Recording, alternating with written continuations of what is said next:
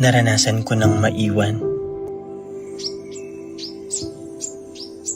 Hindi ko na mabilang kung ilang beses akong nakiusap hanggang sa maubos ang pangungusap. Naisip ko na ring sumuko dahil sa sunod-sunod na bagyo.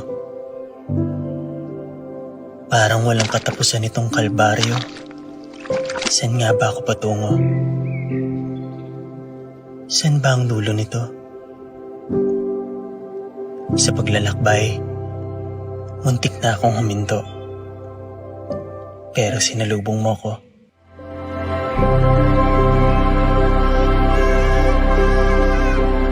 Bumungad sa akin yung mga mata mong gustong matuto. Ang mga kamay mong sabik sumulat. Ang mga labi mong nais bumigkas na mga salitang nakakapawi ng pagod. Tinatalo mo itong lungkot at takot. Binibigyan mo ng sagot ang mga katanungan sa aking puso. Masampat, abi-abi, mga anak. Masampat para abi-abi ka mo. Na sa dami ng alinlangan ko't tanong sa mundo, ito ang nag-iisang sigurado. Mahal ko ang pagtuturo. Ito ang nagbibigay buhay sa aking pagkatao. At ang mga pangarap nila, ang aking ligaya.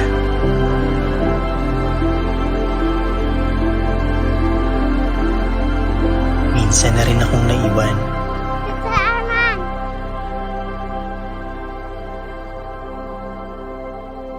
Kaya't sisikapin kong hindi mo ito maranasan.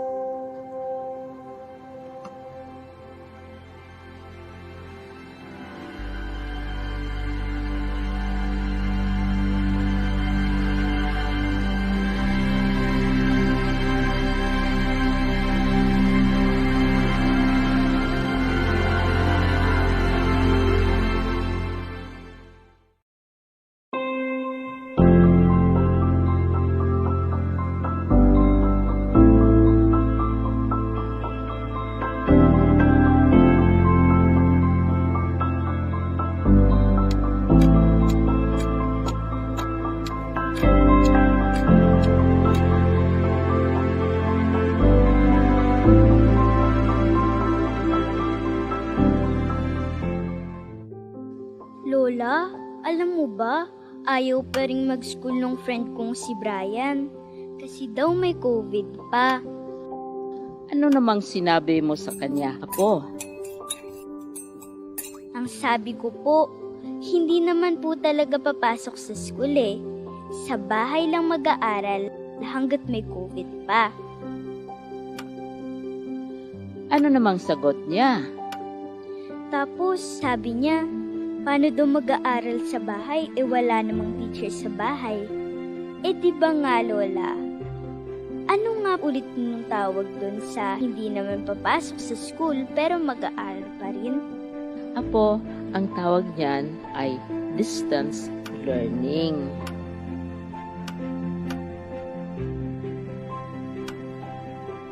Yun nga po, mag-aaral pa rin kami gamit ng computer. Di ba Lola? Oo, pero bukod sa online, may mga lessons din na ipapalabas sa TV at radio para makapag-aral pa rin ang mga bata kahit wala kayong computer at internet. Paano po kapag wala ring TV at radyo? May ipamimigay na mga printed material ang mga teachers sa inyo. Di ba po ang tawag dun blend? Apo, blended learning. Ibig sabihin ng blended learning ay gagamitin ang iba't ibang pamamaraan ng pagtuturo gamit ang internet, ang TV, radyo at ang print para hindi kailangang pumunta sa school ng mga teachers at mga bata. Kaya po pala si Teacher Rose hindi na rin kailangan pumasok ng school. Tama, hindi na rin papasok ang mga teachers sa school para gagabayan pa rin nila kayo at laging tatawagan ang mga magulang para kukumustahin ang pag-aaral ng mga bata tulad mo. Tumawag nga po si Teacher Rose sa nanay. Ang sabi niya, mag-download ng DepEd Commons sa cellphone eh. Games ba yun, Lola? May kasama ding games. Pero, yung may matutunan ka. May mga lessons din kasi sa DepEd Commons na pwedeng gamitin ng mga magulang at teachers para maturuan ang mga bata. Sasabihin ko rin po kay Brian na mag-download siya ng DepEd Commons. At sabihin mo rin sa kanya na huwag na siyang matakot mag-school. Dahil sa pasukan, sa bahay lang naman kayo mag-aaral. Gamit ang internet.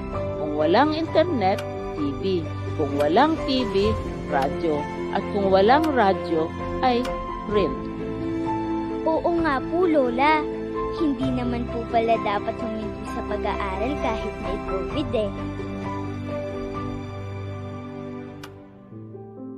Magtutulungan kami para magpatuloy ang edukasyon.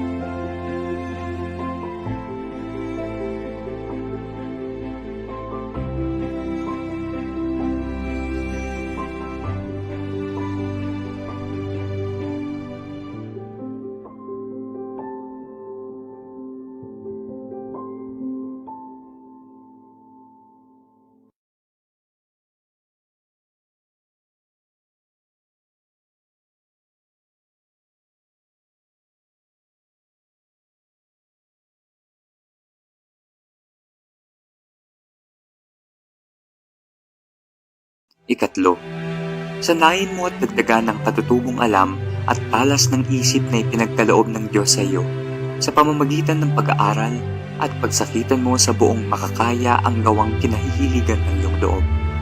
Na huwag kang sisinsay kailanman sa daan ng magaling at katuwiran, nang mapasa iyo ang lahat ng bagay na dapat mong kailanganin at sa parang ito'y makatulong ka sa ikasusulong ng kalahatan. Kung gayo'y magaganap mo ang pinatutungkol sa iyo ng Diyos sa buhay na ito. At kung ito'y maganap mo'y magkakapuri ka. Kung may puri ka na'y ipatatanghal mo ang kaluwalhatian ng iyong Diyos.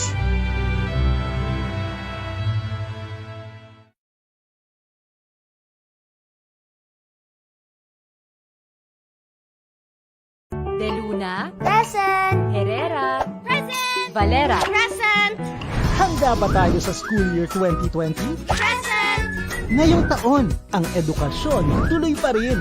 Sa tulong ng DepEd, mga guro at mga magulang, ang handang isip, handa bukas. Tuloy-tuloy ang pag-aaral. May mga lessons para sa iba't ibang antas. Sa government TV, maging sa radyo. Mahalagang ligtas ang ating mga estudyante at guro. Kaya kahit nasa bahay, tuloy ang edukasyon.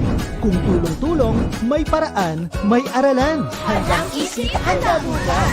Bisitahin ang DepEd Philippines sa Facebook at ang DepEd.gov.ph.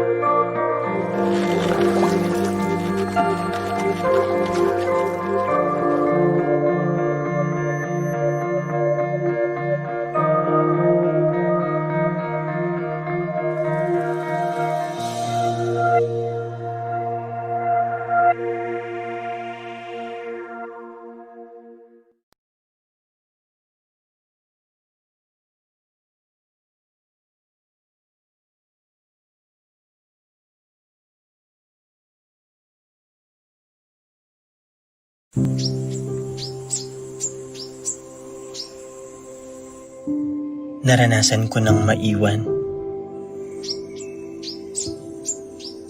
Hindi ko na mabilang kung ilang beses akong nakiusap hanggang sa maubos ang pangungusap. Naisip ko na ring sumuko dahil sa sunod-sunod na bagyo. Parang walang katapusan itong kalbaryo. Saan nga ba ako patungo? Saan ba ang dulo nito? Sa paglalakbay, muntik na akong huminto. Pero sinalubong mo ko.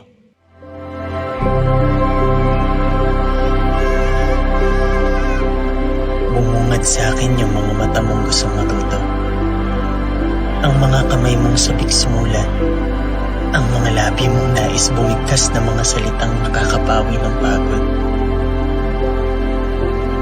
Tinatalo mo itong lungkot at takot. Binibigyan mo ng sagot ang mga katanungan sa aking puso. Masampat, abi-abi, mga anak. Masampat pala, abi-abi ka mo. Na sa dami ng alinlangan ko't tanong sa mundo, ito ang nag-iisang sigurado. Mahal ko ang pagtuturo. Ito ang nagbibigay buhay sa aking pagkatao. At ang mga pangarap nila, ang aking ligaya.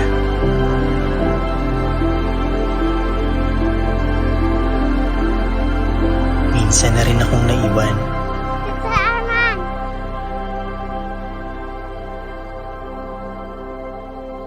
Kaya't sisikapin kong hindi mo ito maranasan.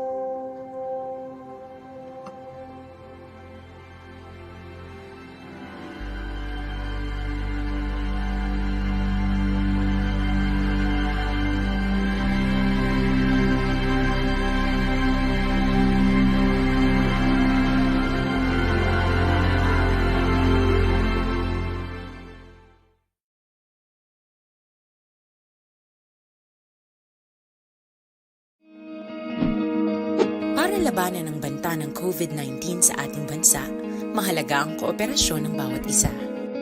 Ang pananatili sa loob ng bahay ay isa sa pinakasimple pero pinaka-epektibong paraan para hindi kumalat ang virus. Kunwari, ikaw ang tuldok na ito. Malusog ka at malakas. Lumabas ka ng bahay. Ang hindi mo alam, may nakasalamuha ka ng may COVID-19. Tandaan, mahirap malaman kung sinong may virus, pero madali itong maipasa sa iba. Pwedeng naipasa na pala niya ang virus sa iyo nung umubo siya, o bumahin. O baka naman ay nahawa na dahil humawa kayo sa parehong bagay na kontaminado. Ngayon ay mayroon ka na ring COVID-19. Isa ka ng carrier na makakahawa sa iba. Dahil maaaring ilang araw pa bago lumitaw ang sintomas na ubo, sipon, hirap sa paghinga at lagnat. Pwede ring wala kang nararamdamang sintomas, ngunit nakakahawa ka pa rin. Pag-uwi mo sa bahay, maaari mong mahawahan ang iyong pamilya. Kasama na rito ang lolo at lola mo o ang mga magulang mo na may edad. Sila ang may pinakamahina na depensa laban sa virus. Ang mga may sakit sa puso, diabetes, high blood, at iba pang pre-existing conditions, at mga buntis, mahina ang panlaban sa COVID-19. Kapag na-infect ang taong mahina ang immune system, posibleng magkaroon siya ng malalang karamdaman at kailanganing dalhin sa ospital. Sa patuloy na paglabas ng bahay at pagpunta sa pampublikong lugar, tinatayang maaari kang makahawa ng 3 pang tao at sila makakahawa ng mas marami pang iba. 20% ng mga nahawa ay maaaring maospital at dadami ng dadami ito habang mas kumakalat pa ang virus. Bukod sa dumaraming COVID-19 patients, marami pang ibang may sakit ang nasa mga pagamutan. Ang mga pasyenteng malubhang-malubha na ang karamdaman, hindi na maaasikaso. Wala ring lugar para sa mga pasyenteng may ibang karamdaman. Kaya nating iwasan ang patuloy na pagkalat ng COVID-19 kung iisipin natin ang kapakanan ng iba. Kailangan nating isipin at kumilos na parang bitbit na natin ang virus para hindi ito kumalat pa sa iba. Sundin ang social distancing. At hanggat maaari, manatili sa loob ng bahay. Kung talagang kinakailangang lumabas, panatilihin ang 1 metrong layo sa ibang tao. Maging malinis din sa katawan at sa kapaligiran. Parating maghugas ng kamay gamit ang sabon at tubig. At i-disinfect ang mga bagay na madalas hinahawakan. Ang mahalaga, mapabagal natin ang pagkalat ng COVID-19. Para mas kakaunti ang mga kailangang magpa-ospital at mabawasan ang mga Pilipinong magkakasakit. Magiging epektibo lamang ito kung mananatili tayo sa bahay. Sundin ang social distancing. Isang maliit na sakripisyo para sa buhay ng kapwa nating Pilipino. Tulong-tulong tayo. Let's beat COVID-19.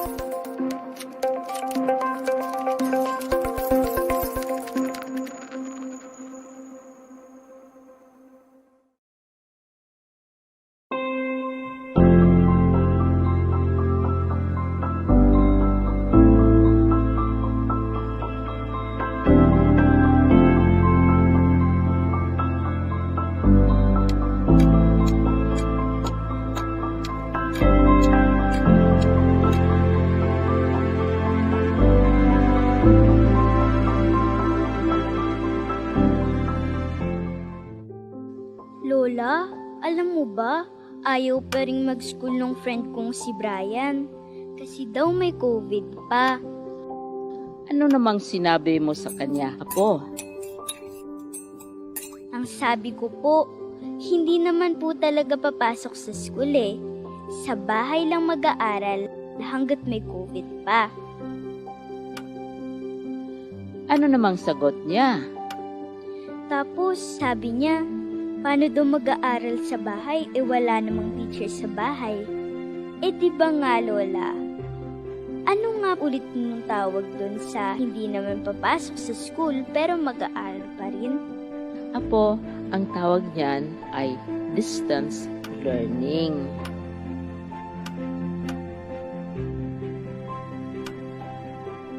Yun nga po, mag-aaral pa rin kami gamit ng computer.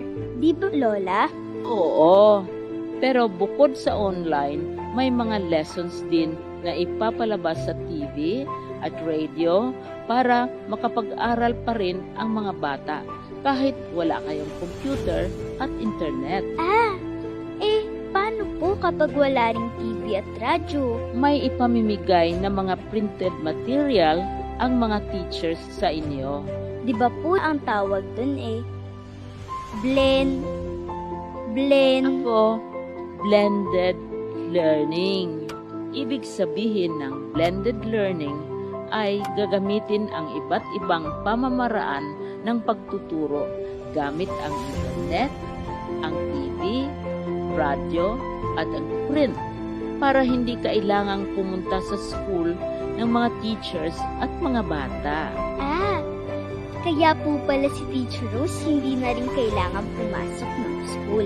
Tama, hindi na rin papasok ang mga teachers sa school para gagabayan pa rin nila kayo at laging tatawagan ang mga magulang para kukumustahin ang pag-aaral ng mga bata tulad mo.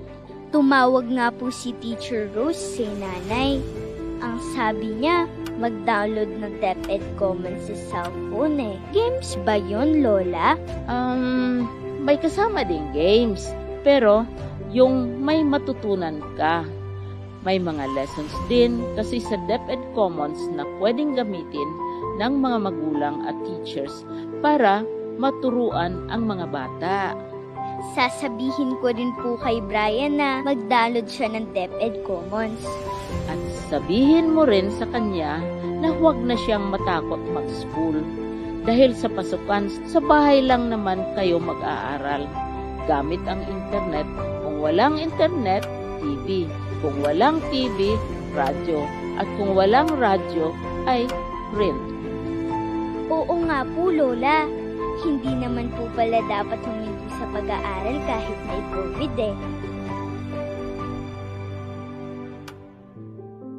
Magtutulungan kami para magpatuloy ang edukasyon.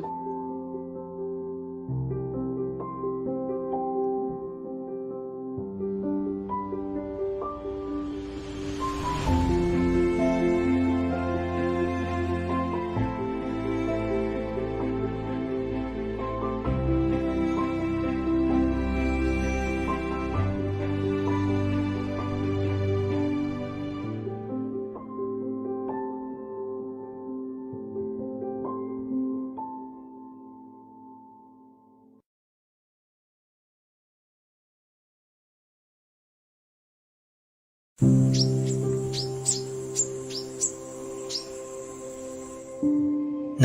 ko ng maiwan. Hindi ko na mabilang kung ilang beses akong nakiusap hanggang sa maubos ang pangungusap. Naisip ko na ring sumuko dahil sa sunod-sunod na bagyo. Parang walang katapusan itong kalbaryo. Saan nga ba ako patungo? Saan ba ang dulo nito? Sa paglalakbay, muntik na akong huminto. Pero sinalubong mo ko.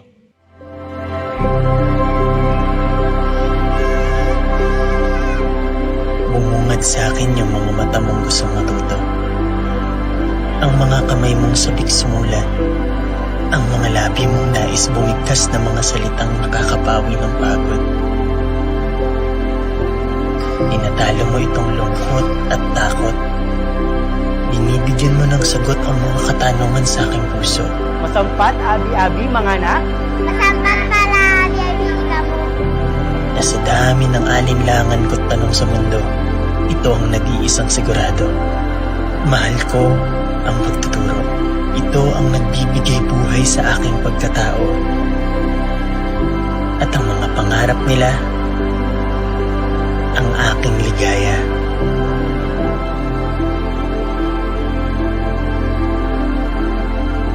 Minsan na rin akong naiwan. Tita Arman.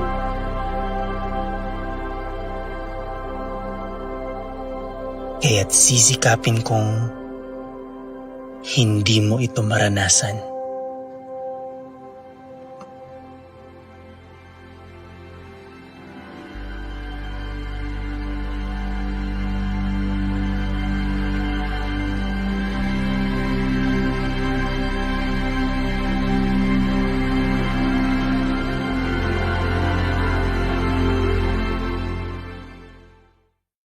De Luna, Present. Herrera, Present. Valera. Present. Handa ba tayo sa school year 2020? Present. Ngayong taon, ang edukasyon tuloy pa rin. Sa tulong ng DepEd, mga guro at mga magulang, ang handang isip, handa bukas. Tuloy-tuloy ang pag-aaral.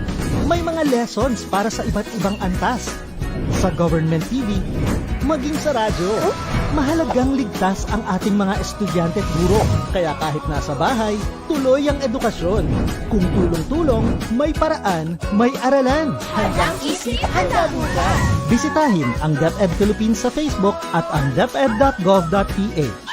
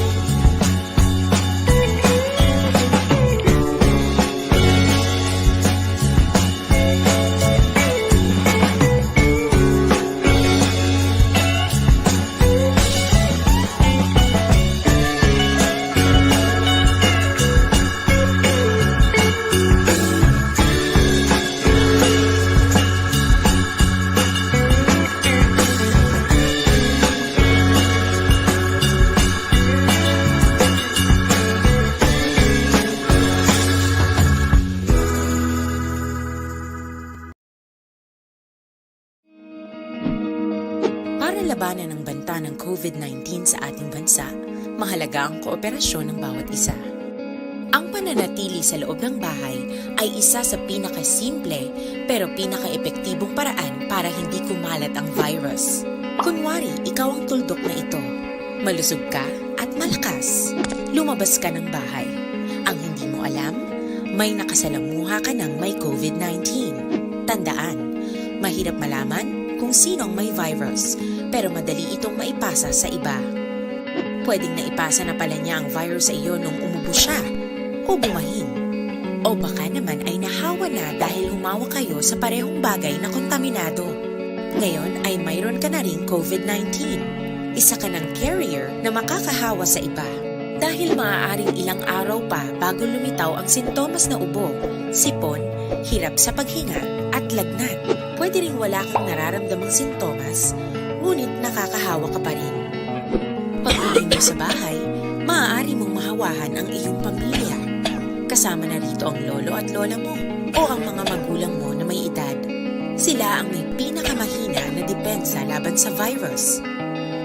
Ang mga may sakit sa puso, diabetes, high blood, at iba pang pre-existing conditions, at mga buntis, mahina ang panlaban sa COVID-19. Kapag na-infect ang taong mahina ang immune system, posibleng magkaroon siya ng malalang karamdaman at kailanganing dalhin sa ospital. Sa patuloy na paglabas ng bahay at pagpunta sa pampublikong lugar, tinatayang maaari kang makahawa ng 3 pang tao at sila makakahawa ng mas marami pang iba. 20% ng mga nahawa ay maaaring maospital at dadami ng dadami ito habang mas kumakalat pa ang virus. Bukod sa dumaraming COVID-19 patients, marami pang ibang may sakit ang nasa mga pagamutan. Ang mga pasyenteng malubhang-malubha na ang karamdaman, hindi na maaasikaso. Wala ring lugar para sa mga pasyenteng may ibang karamdaman. Kaya nating iwasan ang patuloy na pagkalat ng COVID-19 kung iisipin natin ang kapakanan ng iba. Kailangan nating isipin at kumilos na parang bitbit na natin ang virus para hindi ito kumalat pa sa iba. Sundin ang social distancing. At hanggat maaari, manatili sa loob ng bahay. Kung talagang kinakailangang lumabas, panatilihin ang 1 metrong layo sa ibang tao. Maging malinis din sa katawan at sa kapaligiran. Parating maghugas ng kamay gamit ang sabon at tubig. At i-disinfect ang mga bagay na madalas hinahawakan. Ang mahalaga, mapabagal natin ang pagkalat ng COVID-19. Para mas kakaunti ang mga kailangang magpa-ospital at mabawasan ang mga Pilipinong magkakasakit. Magiging epektibo lamang ito kung mananatili tayo sa bahay. Sundin ang social distancing. Isang maliit na sakripisyo para sa buhay ng kapwa nating Pilipino. Tulong-tulong tayo. Let's beat COVID-19.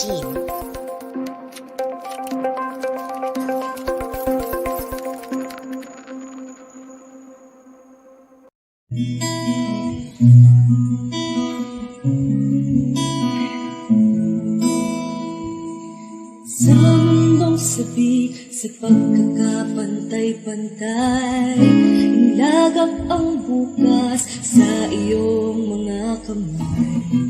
Sa bawat salitang sambit ng iyong bibig, sa mga nangangarap pag-asa ang hatid. Ito ang panahong higit tayong kailangan, ating lakas pag-asang hintay. Halina't magpatuloy, tayo'y magkapit-isip. Maraming naghihintay sa ating pagtindig. Ano man ang pagsubok, lahat kinakaya. Gurong Pilipino, mabuhay ka. Mabuhay ka.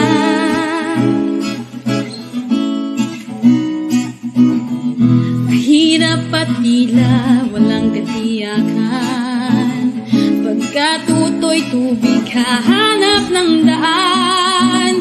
Ang liwanag ng mundo'y ating kaisahan.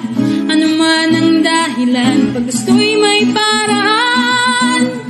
Ito ang panahon, higit tayong kailangan.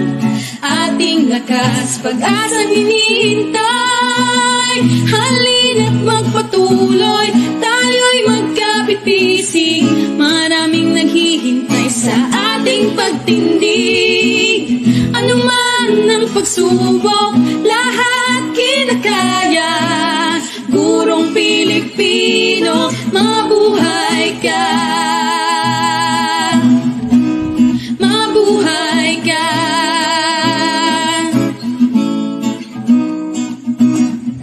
Ito ang panahong higit tayong kailangan. Ating lakas, pag-asang hinihintay. Halina't magpatuloy, tayo'y magkapit-bisig. Maraming naghihintay sa ating pagtindig. Ano man ang pagsubok, lahat kinakaya. Purong Pilipino, mabuhay ka. Mabuhay ka.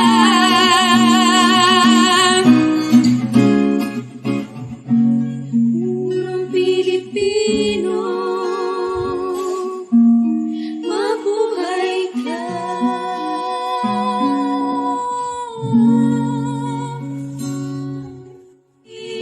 Ano man ang pagsubok, lahat kinakaya. Gurong Pilipino, mabuhay ka. Mabuhay ka.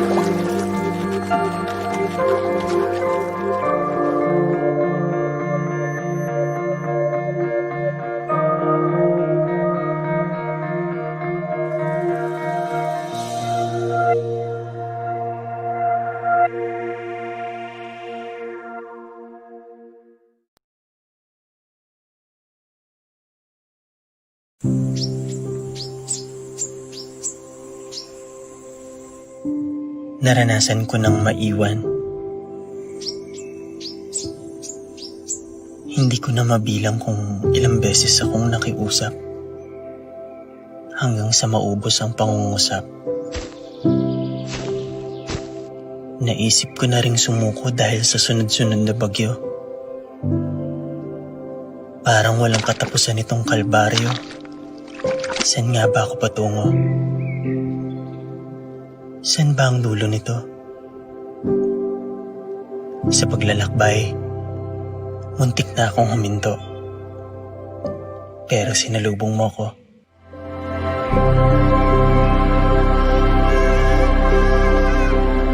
Bumungad sa akin yung mga mata mong gustong matuto.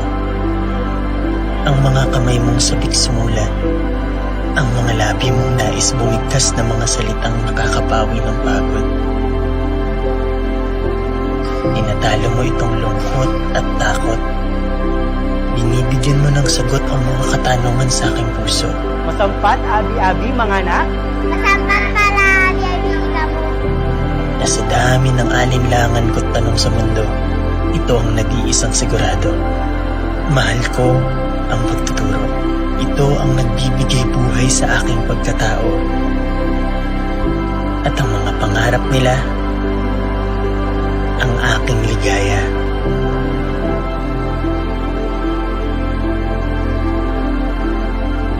Minsan na rin akong naiwan. Saan?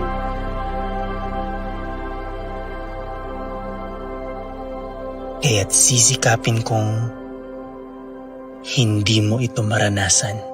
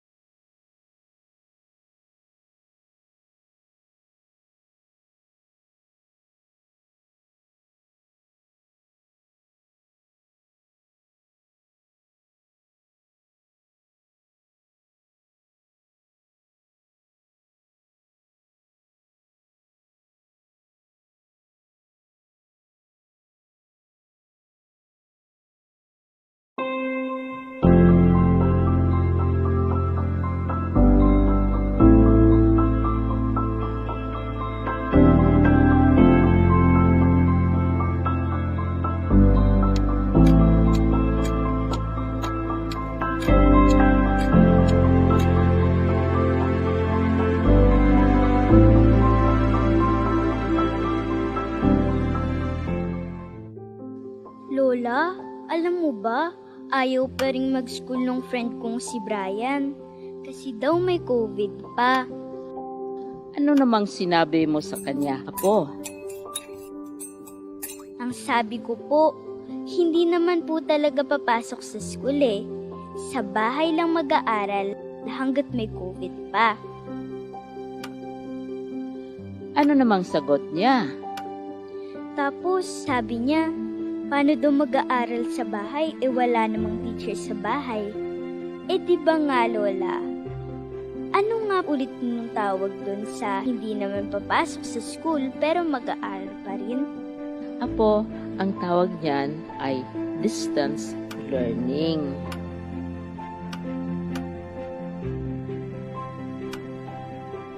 Yun nga po, mag-aaral pa rin kami gamit ng computer. Di ba Lola? Oo, pero bukod sa online, may mga lessons din na ipapalabas sa TV at radio para makapag-aral pa rin ang mga bata kahit wala kayong computer at internet. Paano po kapag wala ring TV at radyo? May ipamimigay na mga printed material ang mga teachers sa inyo. Di ba po ang tawag dun blend? Ako, blended learning. Ibig sabihin ng blended learning ay gagamitin ang iba't ibang pamamaraan ng pagtuturo gamit ang internet, ang TV, radyo at ang print para hindi kailangang pumunta sa school ng mga teachers at mga bata.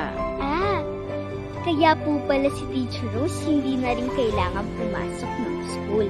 Tama, hindi na rin papasok ang mga teachers sa school para gagabayan pa rin nila kayo at laging tatawagan ang mga magulang para kukumustahin ang pag-aaral ng mga bata tulad mo.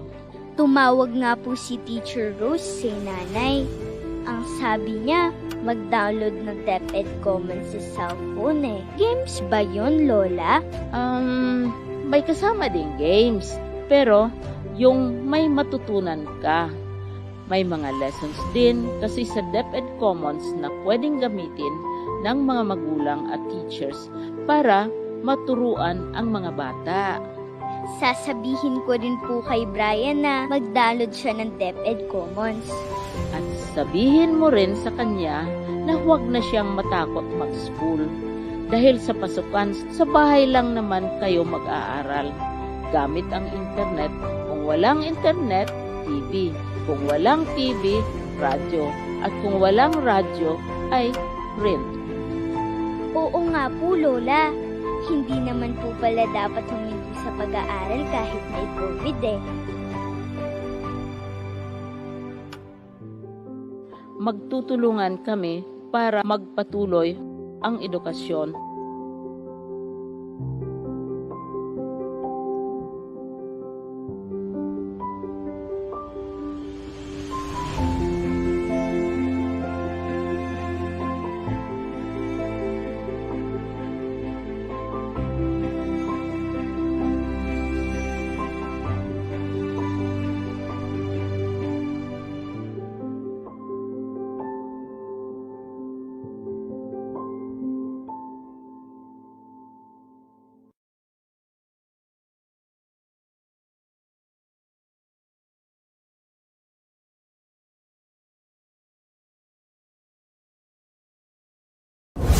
This is the Orientation on Learning Delivery Modalities Course 2, for teachers of the Schools Division of Davao Occidental.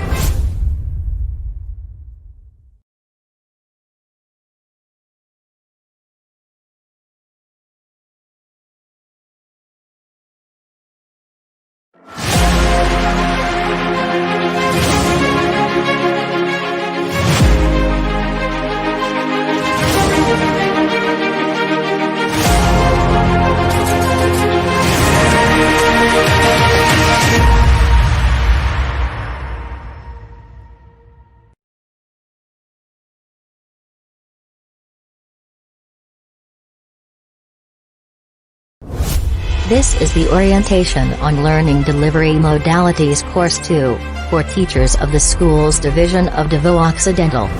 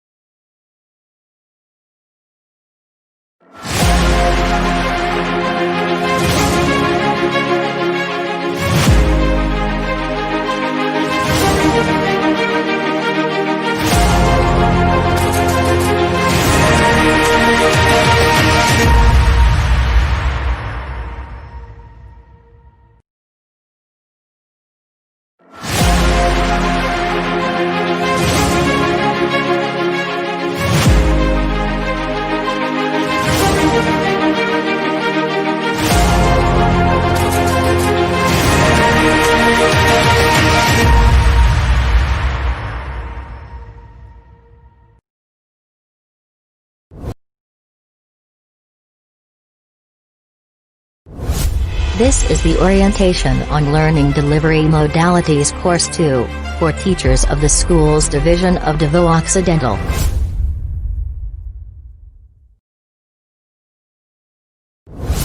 This is the Orientation on Learning Delivery Modalities Course 2, for teachers of the Schools Division of Davao Occidental.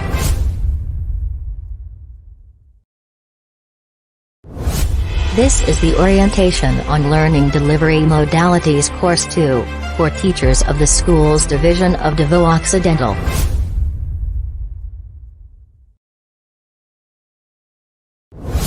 This is the Orientation on Learning Delivery Modalities Course 2, for teachers of the Schools Division of Davao Occidental.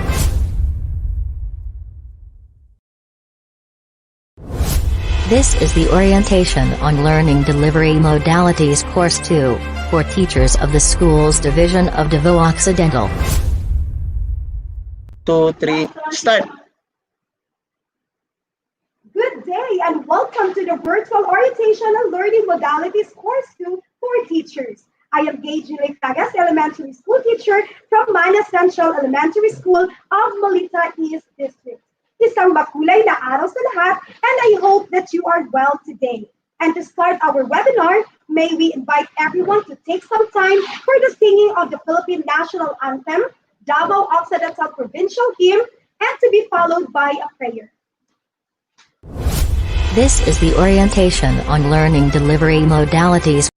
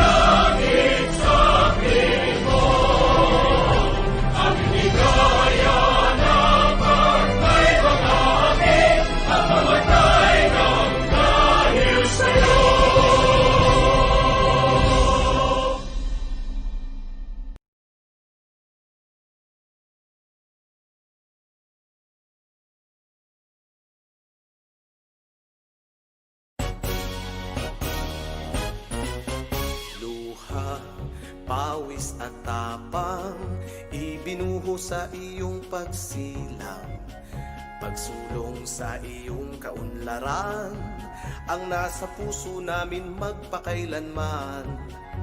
Handa kaming mag-alay ng buong katapatan, damdamin at kaisipan para sa iyong tagumpay. O lalawigang sinasamba, lupain ang antigong mamamayan, daay malawak tungo sa karagatan, timog kanluran dito matatagpuan, sulong Davao Occidental, hiyas ka noon pa man, at hanggang magpakailanman, ikaw ay aming minamahal. Masipag, galing at talino, mga ninuno ng bayang ito, walang pagod sa pagtataguyod, makamtang bayan ang inaasam mo. Dama ang kinabukasan, sumasayaw dahon sa kagubatan, malamig at sariwang hangin sa dalampasigan ng karagatan.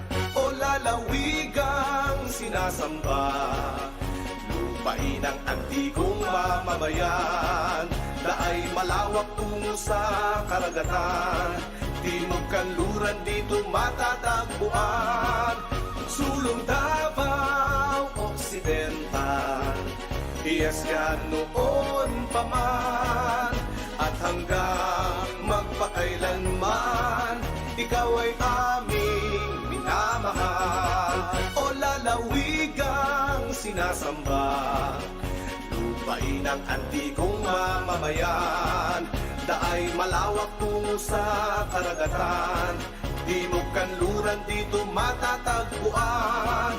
Sulong Davao Occidental, hiyas ka noon pa man, at hanggang magpakailanman, ikaw ay aming minamahal.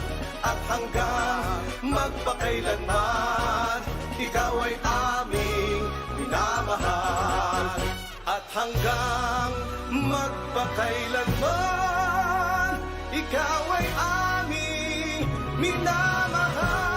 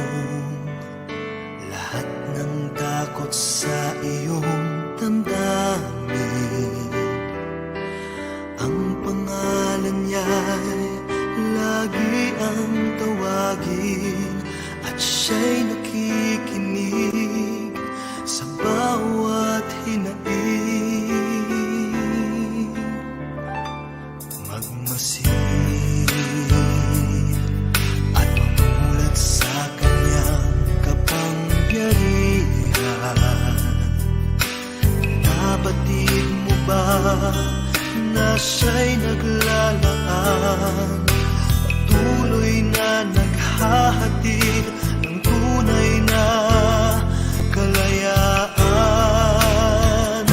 Manalig ka, tuyuin ang luha sa mga mata. Hindi siya panaginip, hindi siya isang pangarap, siya'y buhay. Manalig ka.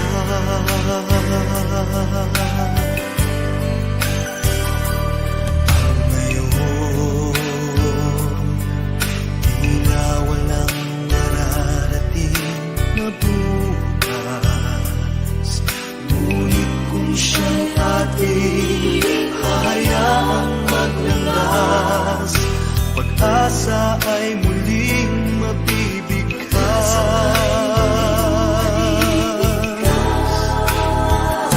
Manalig ka, tuyuin ang luha sa mga mata. Hindi siya panaginip, hindi siya isang pangarap, siya'y buhay. Manalig ka, manalig ka, tuyuin ang luha sa mga mata. Hindi siya natutulog, hindi siya nakakalimot kay Jesus. Manalig ka,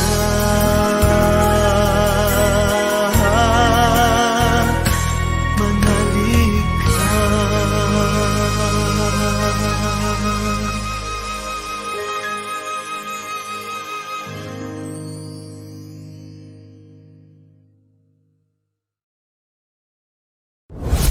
This is the Orientation on Learning Delivery Modalities Course 2, for teachers of the Schools Division of Davao Occidental.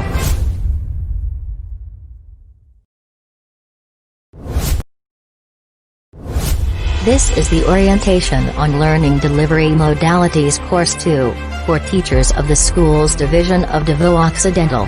Ready? We are very glad that we have gathered today for another learning break for all of us. Of course, para sa bayan at para sa mga bata. This time in the new normal way. It is then that the Schools Division of Davao Occidental is receptive to the call of conducting this virtual learning and development. Our division power team, headed by our Schools Division Superintendents, Dr. Lorenzo E. Mendoza, and our newly installed Assistant Schools Division Superintendent, Dr. Antonio P. Dels Reyes, is always ready to turn our visions into reality. Here today, we are joined by our dear co-workers from different districts all over the province of Davao Occidental.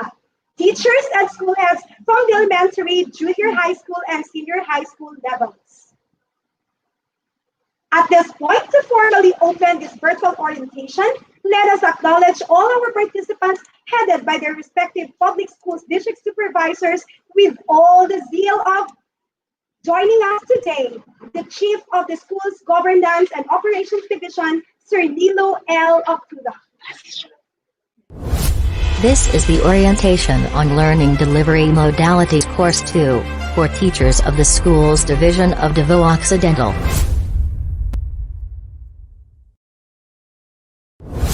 This is the Orientation on Learning Delivery Modalities Course 2, for teachers of the Schools Division of Davao Occidental. Okay.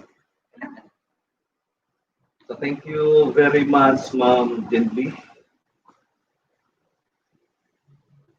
My courtesies to all and my warmest greetings. So we acknowledge the participation of our PSDS and districts. So from Sarangani District, headed by Dr. Albert T. Davis, just one, with their PSDS, Madam Merlin Yacon, for just two district, and their PSDS, Aldrin Boino, Don Marcelino District, headed by Joel Villahermosa, Santa Maria West District by Dr. Randy Peñaroya, Santa Maria East District, Dr. Ladislao Agawin, and of course, ang hindi magpapahuli, ang mga guro from Malita West District, headed by Jesus Las Cunha Jr., Malita South District, with Ma'am Erma Solput, Malita East District, Ma'am Antonita Corpus, Malita North District, Ma'am Fairly P. Arlene Lagansi, and also the leaders of our schools division of Davao Occidental, Dr. Lorenzo Mendoza, sir, Dr. Antonio de Les Reyes, Chief Anticristo, and with this webinar, we have the attendance of 3,246 teachers. So we welcome you all, and we hope that this activity will give us more knowledge so that we could give something to our clientele comes October 5, the formal opening of our classes. With you, good morning and God bless us all. This is the Orientation on Learning Delivery Modalities Course 2, for teachers of the Schools Division of Davao Occidental.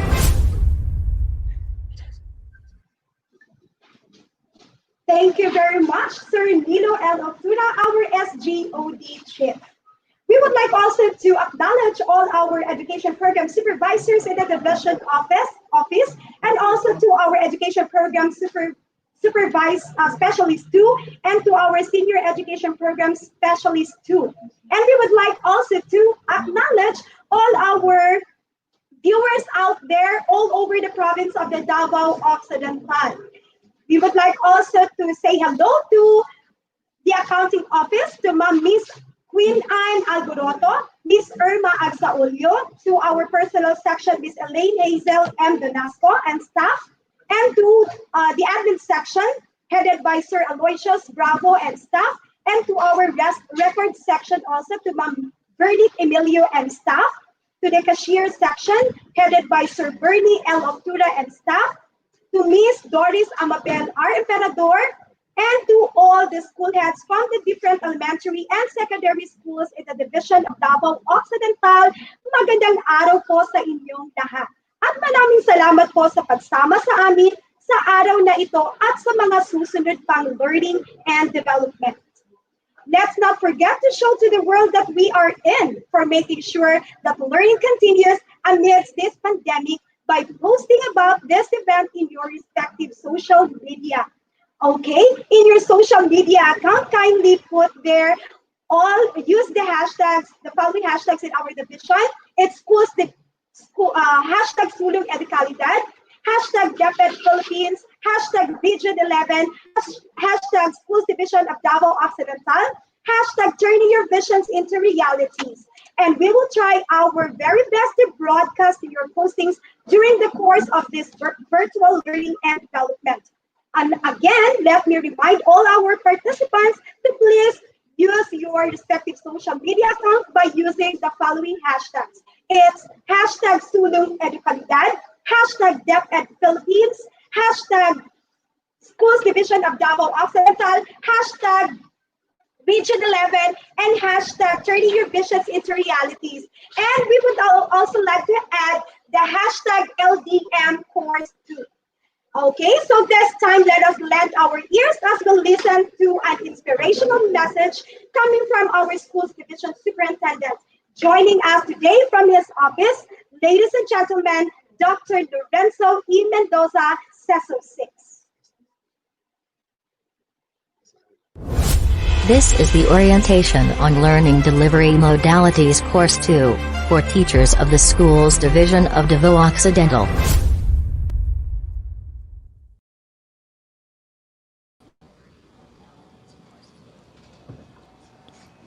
Good morning, everyone. It's my pleasure to open and to say something about what is happening today for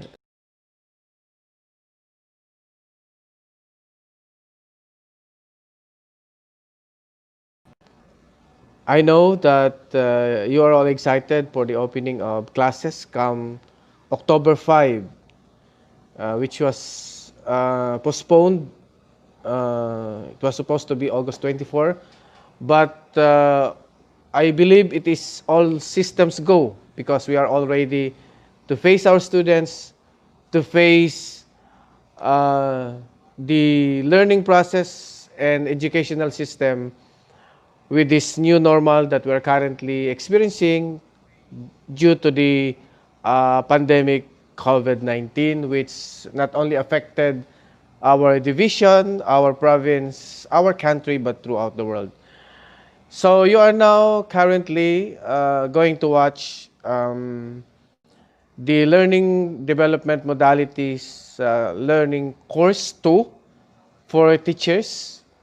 We have already done the same course to our school heads. And this time, timely for the opening of classes, is the Learning Delivery Modality Module 2, Module 2, or Course 2 for every one of us. So I hope that this training will provide us with the necessary knowledge and skills that we need so that we will be able to face the challenges of the new normal, to face the challenges of this pandemic towards the delivery of lessons, the delivery of the different subject matters, the different topics in the different learning areas from kindergarten up to senior high school. So we are currently experiencing difficult times. We are adjusting to this current situation. But I believe that resilient Filipinos as we are, we will be able to handle all of this. And still, we can turn our visions into realities in this province of endless possibilities. So I would like to thank our organizers of the activity, of course, the Schools Governance and Operations Division, headed by our Chief Nilo D. Octura, together with the focal person of this course, Ma'am Elenita Bernales, EPS from the SGOD, and all the personnel under the SGOD, and of course, Gay, our master host or master of ceremony, and at the same time, already a full-fledged master teacher. So hindi lang siya master of ceremony, master teacher pa rin siya.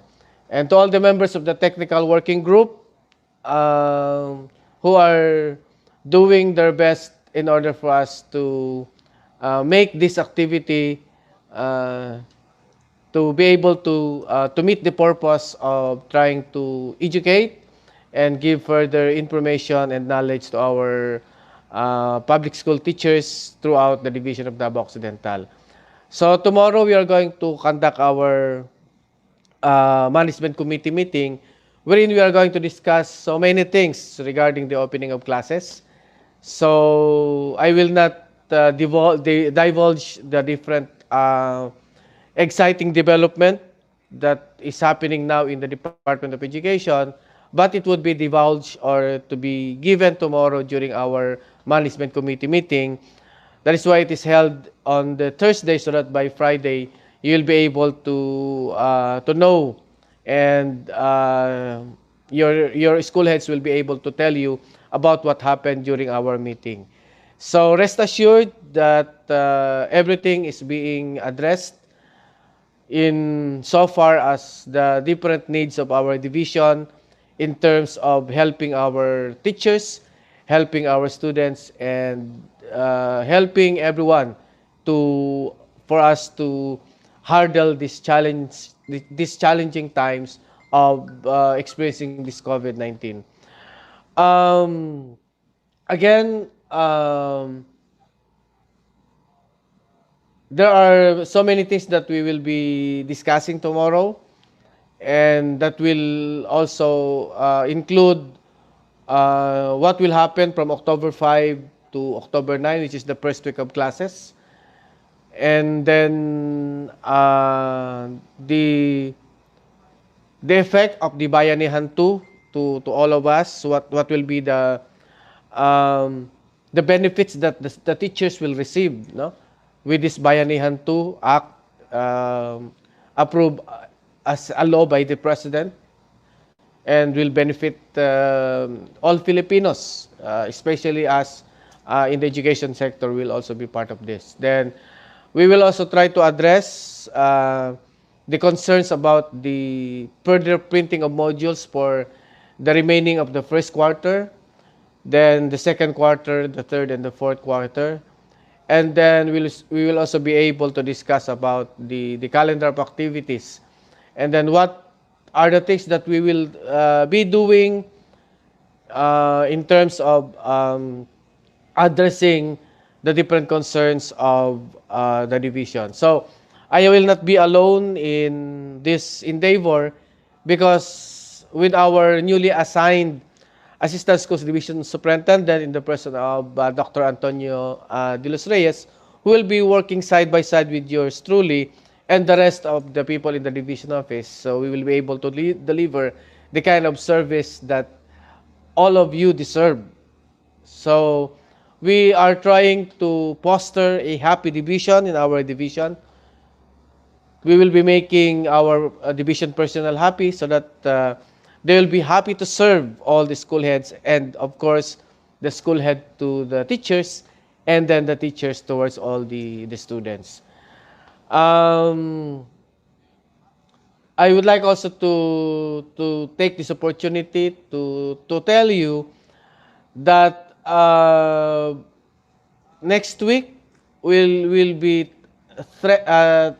treated with a what we call opening of classes extravaganza, wherein we will let everybody know that we are really serious and we are excited that we are opening our classes despite of the pandemic.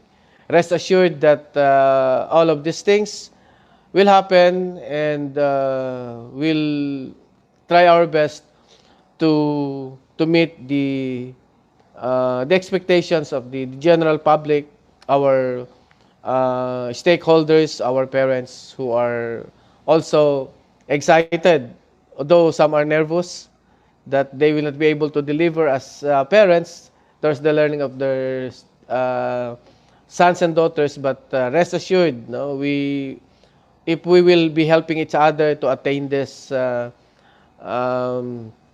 difficult situation, we will be making this difficult situation to be easy for us, then we just need your cooperation, because we in the division office, with the help of our counterpart from the central and the regional office, will also be doing our best in order to address all the necessary concerns towards the opening of classes. So, wala tayong dapat na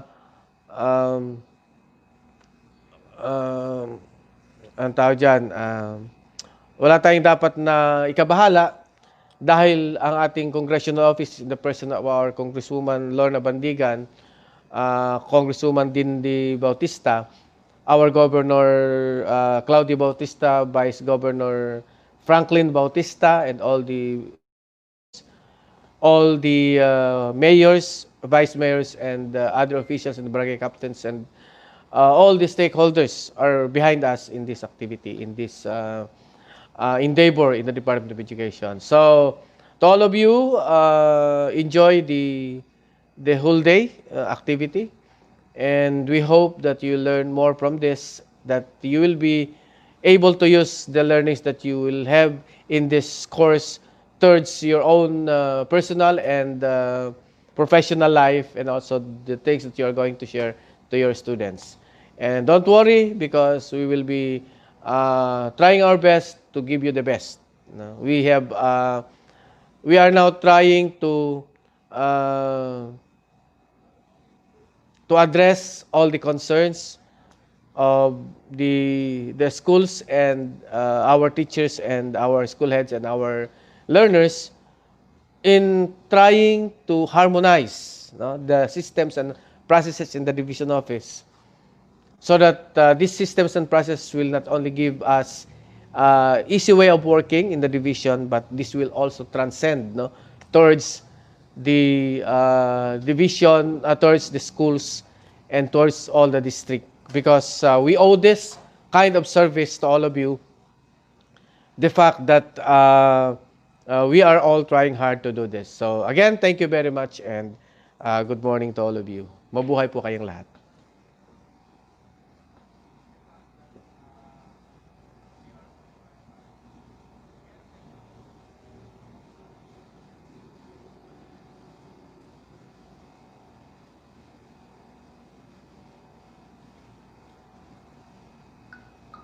And of course, also Mr. Seps Winnie Malanas for doing also his best in making this activity a success. Again, good morning to everyone.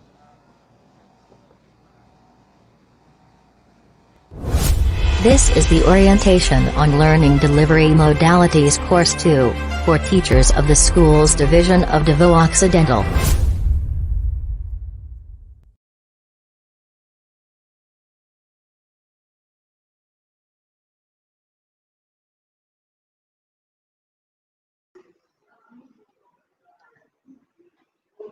Maraming salamat po, Doc Lorenzo, for the inspiring words worth to ponder. Even in the midst of crisis, still we learn as one. And let us all continue to spread positivity in all our endeavors.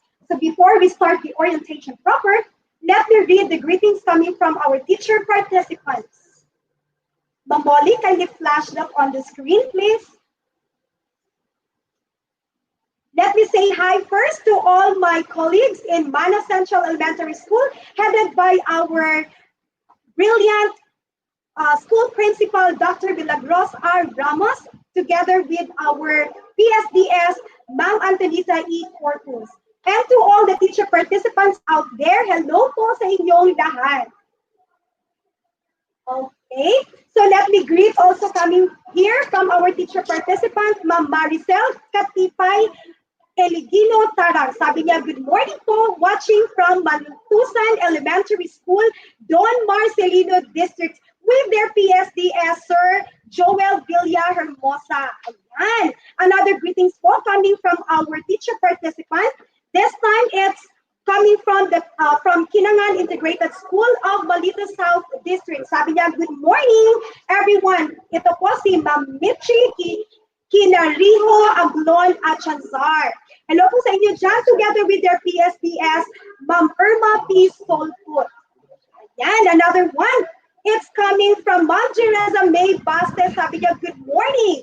Watching from Procorpio Mehelano Elementary School of Malita North District. Ayan, with their PSDS, Ma'am Fe Arlene D. Laganse. Isang magandang araw po sa inyong lahat dyan. So this time, let's pause for a while as we have the check-in activity. These are the questions to consider. Okay, on your screen, you can see there, we have there the two questions. What vehicle will describe your expectations in this activity and why? Again, for our check-in activity, we have to consider the two questions. Yan, if it's there on your screen, what vehicle will describe your expectations in this activity and why? Please do not fail to leave or share your answer in the comment section or in the chat box. Okay, it would take 10 minutes, 5 to 10 minutes to have this check-in activity. So relax, enjoy, and have fun of thinking what vehicle will describe your expectations in this activity. And you are going also to put there on the chat box, why is it? And later on, I will be reading all your answers in the comment section or in the chat box.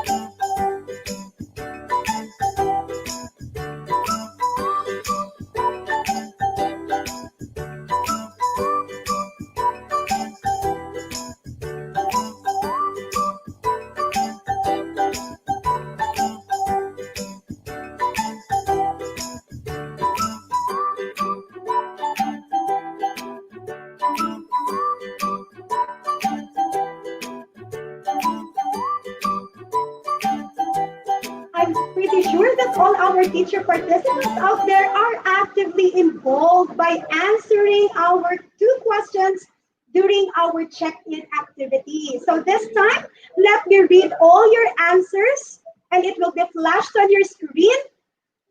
Ayan, Sir Benjan, let me see all the answers coming from our teacher participants. Ayan, may nag-a-answer po, bicycle. Bakit nga ba bicycle? Since the delivery is not easy and it involves efforts. Tuluan siya singot, kumbaga manual. Ayan, thank you so much, Ma'am G, for your answer. It was indeed tama talaga, bicycle, kasi patuloy ang buhay. We continue learning in this time of crisis. Ayan, another answer coming from our teacher participant. This is coming from Ma'am Daisy Andavalta or from Malita East District. Sabi niya po, just like a bus. So vehicle na kinukonsider niya is bus because it contains many passengers. In connection to our activity, I know that there are lots of inputs or ideas we can catch up to help us grow and be the best educator in our fields. Wow! Very impressive po, Ma'am Daisy Andavalta. Another answer coming from our teacher participant, still from Malita East District of Macres this time. Ayan, si Ma'am Jana Moira Ugalde Torda. Sabi niya, airplane. Yung vehicle na kinukonsider niya ngayon is airplane because I hope that this orientation take us to greater heights in giving our learners the education they deserve in this time of pandemic. Let's lift each other up. Sulong Edukalidad. Wow! Tama talaga yung flagship ng ating department, Sulong Edukalidad, because we continue learning. Ayan, salamat po, Ma'am Jana. Another answer, this time coming from Sir Kim Tampipi Talima, sabi niya, bicycle po. because this orientation would give us an urge and motivation to keep our balance, to move on despite this global health crisis we are facing. Ayan. Thank you so much, sir. Another answer. It's coming from Sir Frick Fatima or Ma'am Frick Fatima Element. Sabi niya, kay bicycle. Ayan, naka-emoji pa. No, it's an image of a bicycle. Sabi niya, bicycle kay need siyang effort para maadto ang mga bata sa layong dapit. Agian pa sa mga kakulian sama sa ulan, nga sagol, baha, init, nga grabing makaluya. Maong bicycle jud, effort kaayo og ang singot dili basta-basta. Wow, thank you so much, Ma'am Fatima. Another answer we have here coming from Ma'am Zeren Mariel Kaluyan. Sabi niya, airplane. For this orientation will help us in soaring and aiming high on what's the best way of delivering learning in this new normal. Wow, very impressive po ang kanilang mga answers. So ayan, we still have another answer coming from Ma'am Aima Algabre. Sabi niya, shift. Kasi we are expecting much load of knowledge in this webinar for the incoming opening of classes this coming October 5 na po. So the bigger the vehicle, the more loads it have. Ayan. So marami tayong matututunan ngayong araw na ito because of these expectations. We will going to navigate all the topics that we will be having today. And so maraming salamat po. Another answer we have here coming from Sir Nelboy Lutang. Sabi niya, the vehicle that describes this activity is like an airplane because no matter how far you are, you can still involve to participate and the vision will deliver amidst of the situation we face today. Yan. Maraming salamat po, Sir Nelboy. We still have here one last answer coming from Sir Font Aris. Ito, this time, it's coming from a head teacher of Bisang Elementary School, Maldita is District. Sabi niya, jet plane. Nasa hipapawid tayo ngayon because ang bilis ng mga pangyayari, ang bilis binago ng pandemya ang sistema ng edukasyon. But we're still here doing our best for our learners. We expect to learn more from this course so that we may be able to upgrade our knowledge in dealing different situations that we may encounter. Tumpak ganun talaga, Sir Aris. No, it was indeed a comprehensive answer.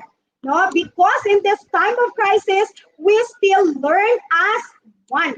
And let's take positivity in all our endeavors. So let us take time to remember that after this activity, on your screen, it will be flashed there, our activity objective, that we will be able to describe what this course is about and how it will help us manage the teaching learning process in the modalities. And let me take also this opportunity to greet all our teacher participants and school heads and all our public schools district supervisors. Ayan po, maraming salamat po for tuning here. You can subscribe in our YouTube channel and you can like also in our Facebook page, Still It's Schools Division of Davao Occidental. And please do not forget to show to the world that we are in by posting in your social media account using the following hashtags. It's hashtag Sulong Edukalidan, hashtag DepEd Philippines, hashtag Region 11, hashtag turning your visions into realities, hashtag Schools Division of Davao Occidental, and hashtag LDM Course 2. Okay, on your screen, again, let me remind that all our participants, let's take a look on our activity objective. So it's at the end of this activity, you will be able to describe what this course is about and how it will help you manage the teaching learning process and the modalities. So this is also the flow of our virtual orientation for today. As you can see on the screen, ayan, mapa-flash na po dyan. the flow of this orientation, virtual orientation on LDM Course 2. First is the preliminary program which was recently done.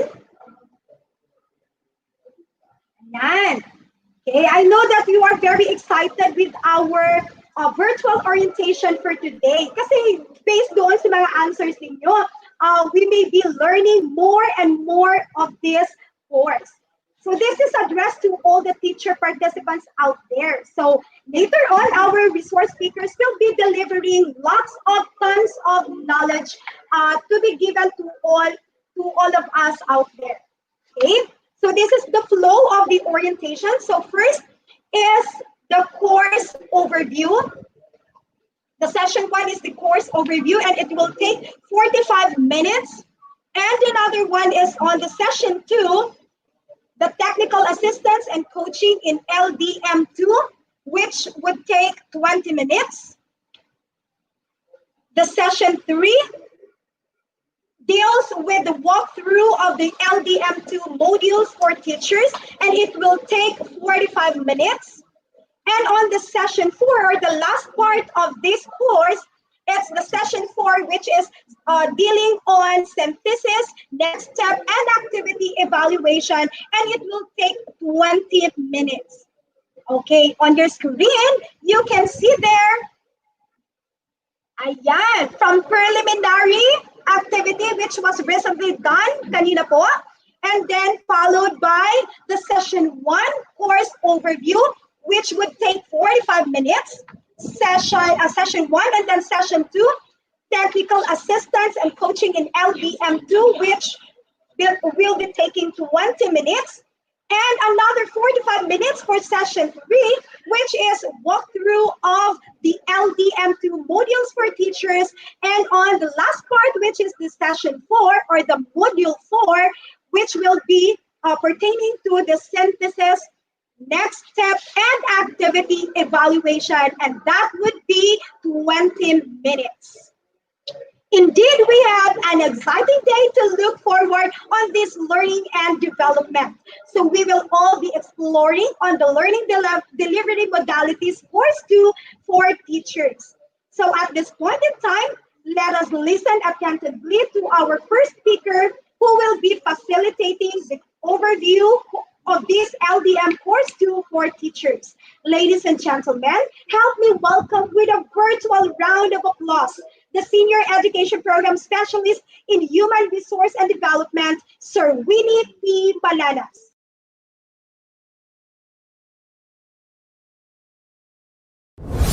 This is the orientation on learning delivery modalities course 2 for teachers of the school's division of Davao Occidental.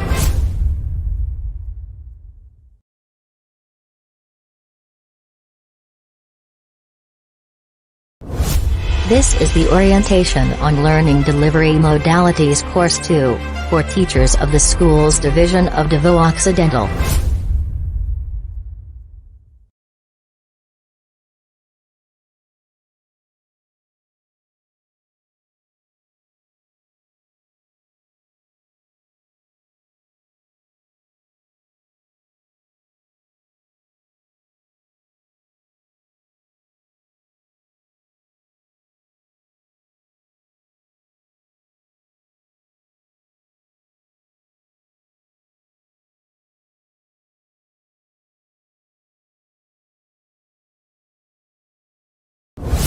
This is the orientation on learning delivery modalities course 2 for teachers of the school's division of Davao Occidental.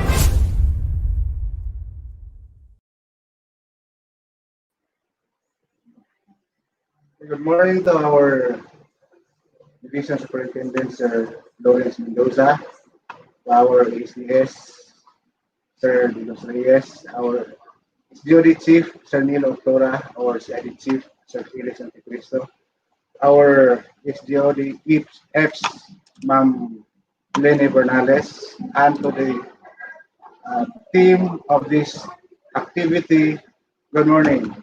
And also especially to our teachers headed by their SDS and their school heads. Good morning to all of us.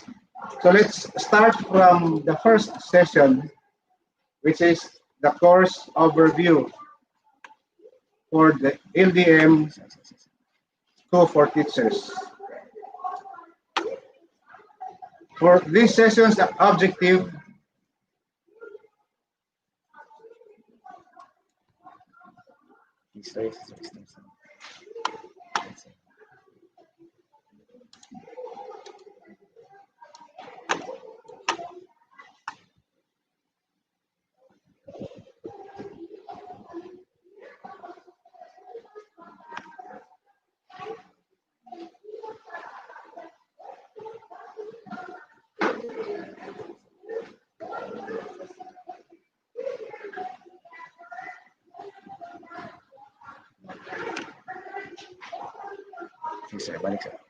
okay, so for this session objective, you will listen to the discussion of the LDM framework, course content of the LDM2, delivery design, and the type of learning modalities utilized. So we have here the LCP courses. For course 1, we have the learning delivery modalities. Course 2, learners' welfare and well-being. And for course 3, the provision of psychosocial support and training and wellness. For LDM1, management of LDM implementation. Under the LCP courses for school and division leaders, we have 7 modules. For module 1, it's all about getting started, while module 2, understanding the LDMs in the BELCP. Module 3, choosing the appropriate LDMs for your division and schools. Module 4, implementation, planning. And for module 5, establishing and managing the mechanism, the technical assistance mechanism for schools and for school heads. Module 6, the monitoring and evaluation and learning.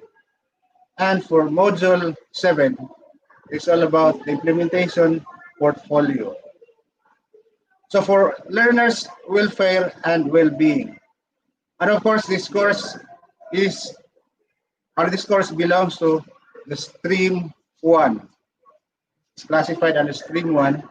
Then we have the learners' welfare and portfolio.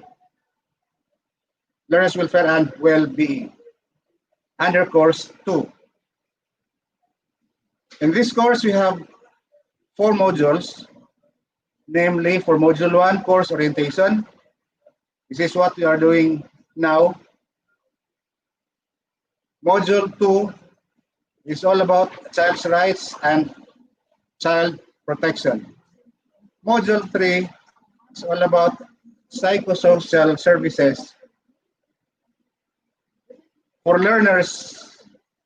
And for module 4, engaging parents, home, and community partners to support learners at home.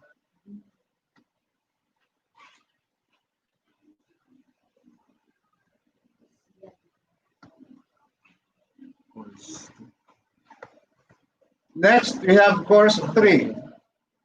It is all about provision of psychosocial support and training on wellness. In this course, we have 8 modules. We have for module 1, course orientation, module 2, self-care and dimensions of wellness, module 3, physical wellness, module 4, spiritual wellness, module 5, emotional wellness, module 6, intellectual and financial wellness, module 7, environmental wellness, and module 8, social and vocational wellness. For LCP courses for teachers, this is what we are in now. LDM2 teaching in the modalities. what to teach, how to teach. We have 4 modules in this course. For module 1, we have the course orientation. As what I've said, this is what we are doing now. Module 2, most essential learning competencies, or the MEL. Module 3, lesson design and assessment in the modalities.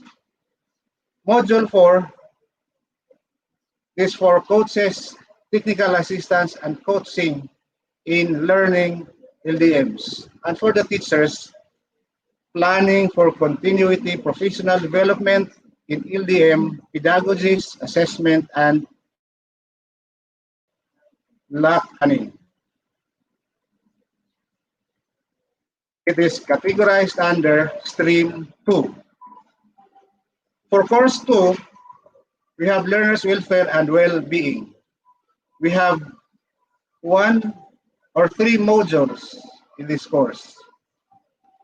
The child's protection, and for Module 2, psychosocial support, needs of learners at home, and Module 3, engaging parents, home, and community partners.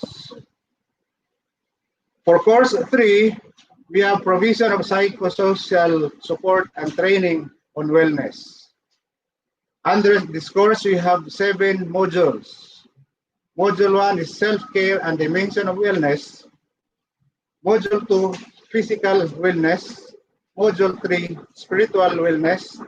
Module 4, emotional wellness. Module 5, intellectual and financial wellness. Module 6, environmental wellness. And Module 7, social and vocational wellness.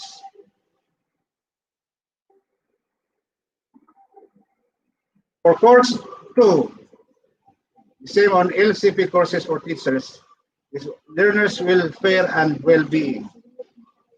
We have 3 modules, child's protection, and Module 2, psychosocial support needs of learners at home.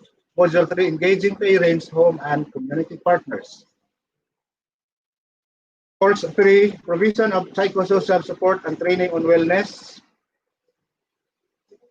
We have 7 modules. Then self-care and dimension of wellness for Module 1, physical wellness for Module 2, spiritual wellness for Module 3, emotional wellness for Module 4, intellectual and financial wellness for Module 5, environmental wellness for Module 6, Module 7, social and vocational wellness. For Course 1, Stream 2, teaching in the modalities, what to teach and how to teach. For these course objectives, for LDM2 for teachers, we have 1, know the different LDMs and platforms, their features, uses, and pedagogies. Second, plan for the implementation of the school-adapted LDMs. Third, prepare learning materials and resources needed for the LDM. And fourth, be confident in executing lessons in the new learning delivery modalities.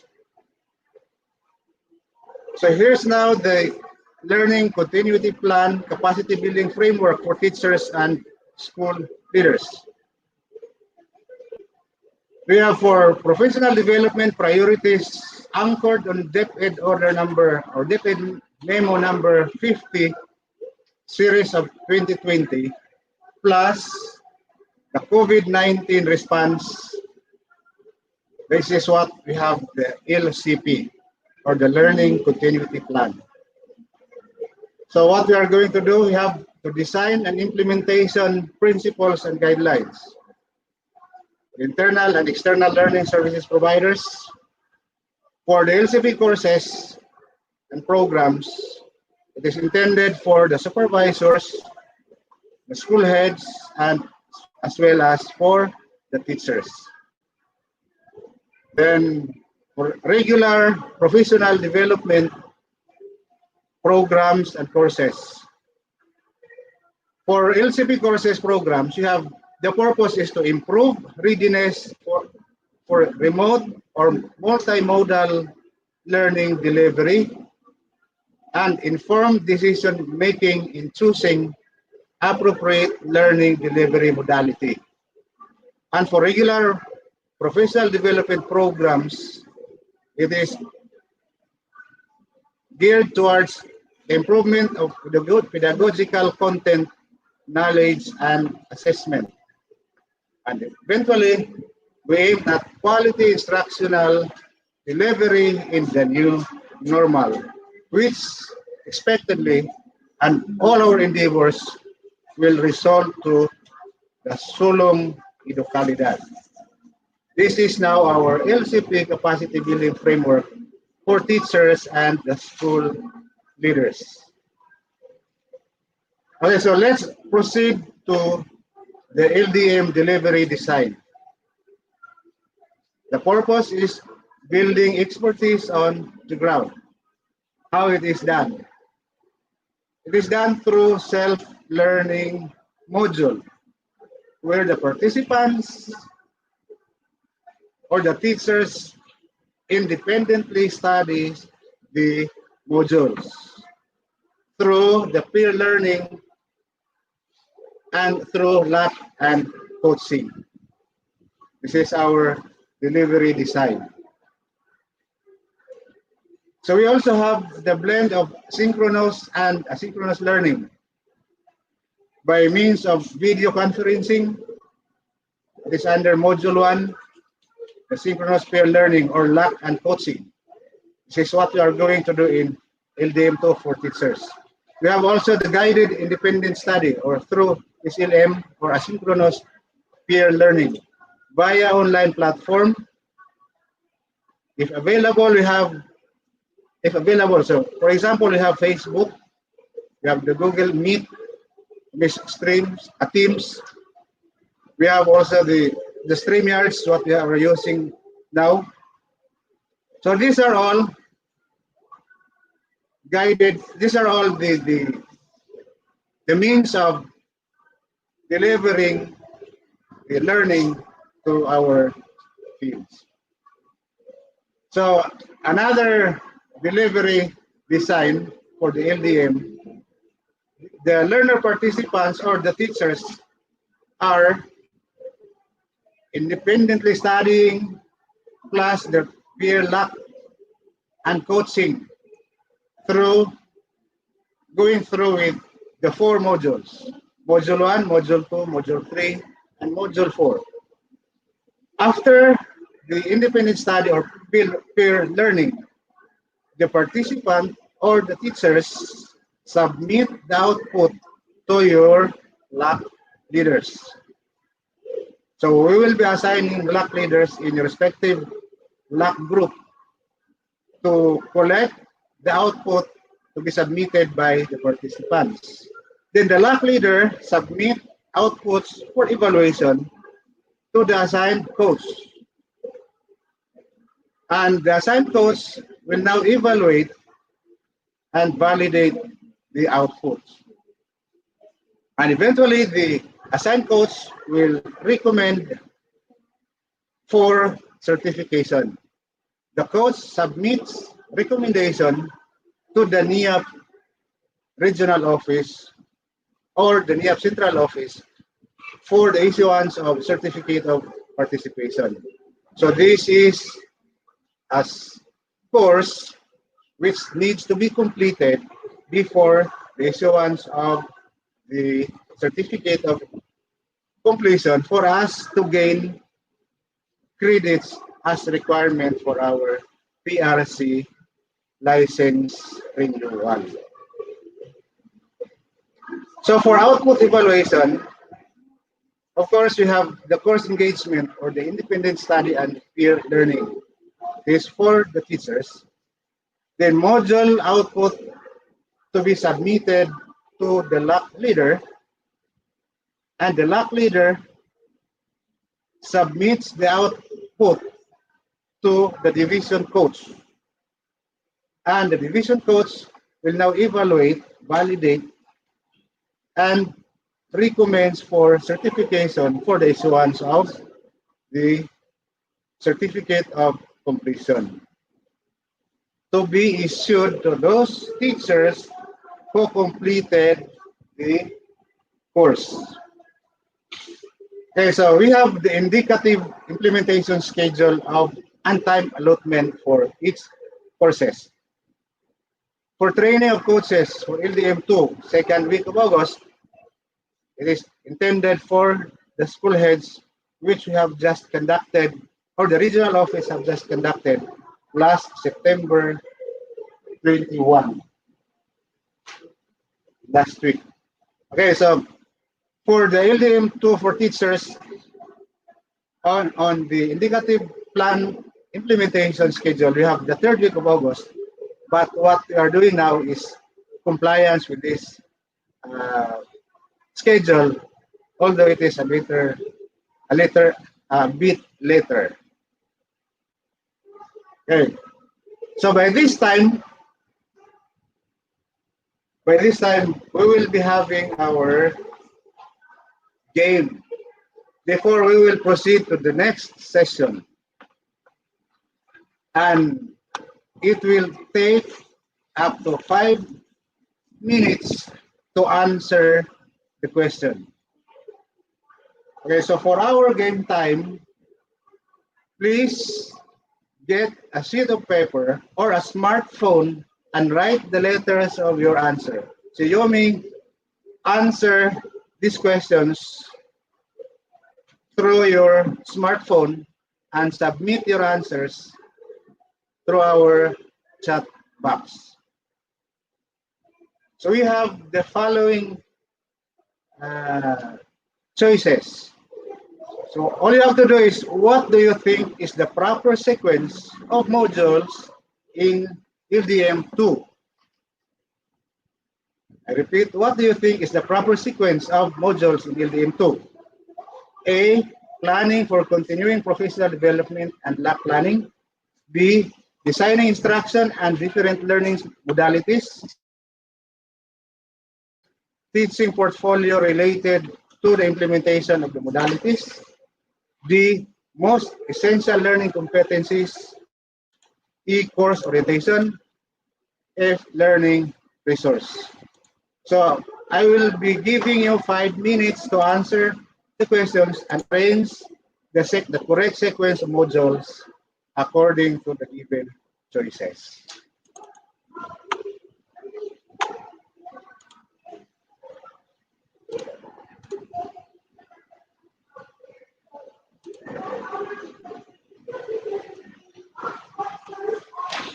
Mag-view mga answers. Bantay sa mga answers, sir, niya. Mabasa ka sample.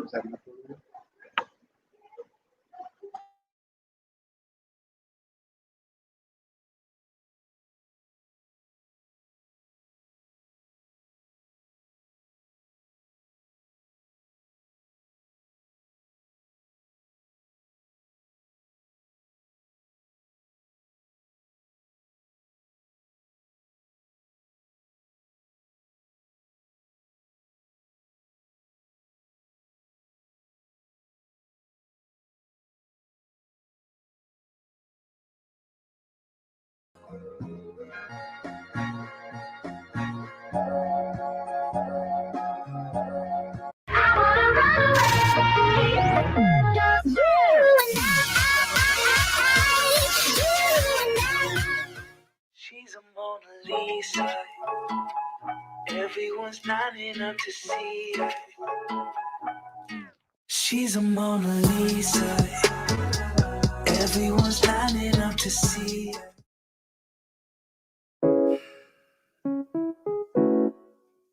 Fuck.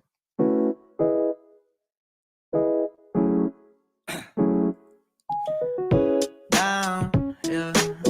I've been feeling so down, yeah.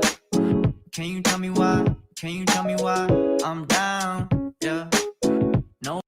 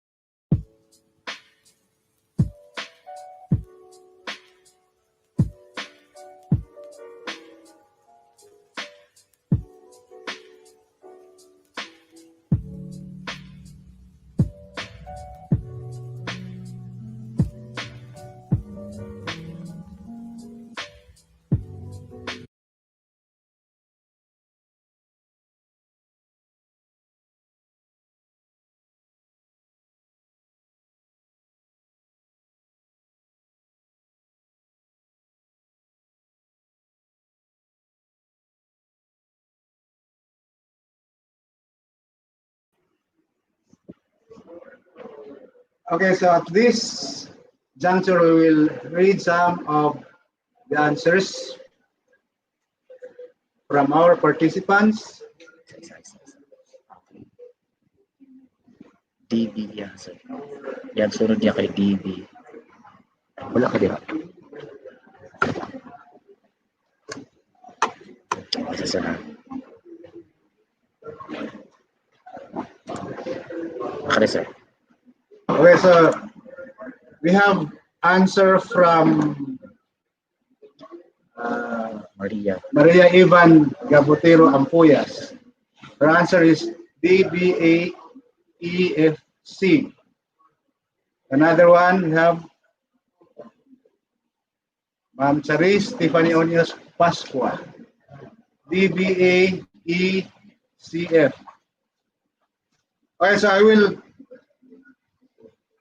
Okay, so I will present to you the correct sequence of this activity.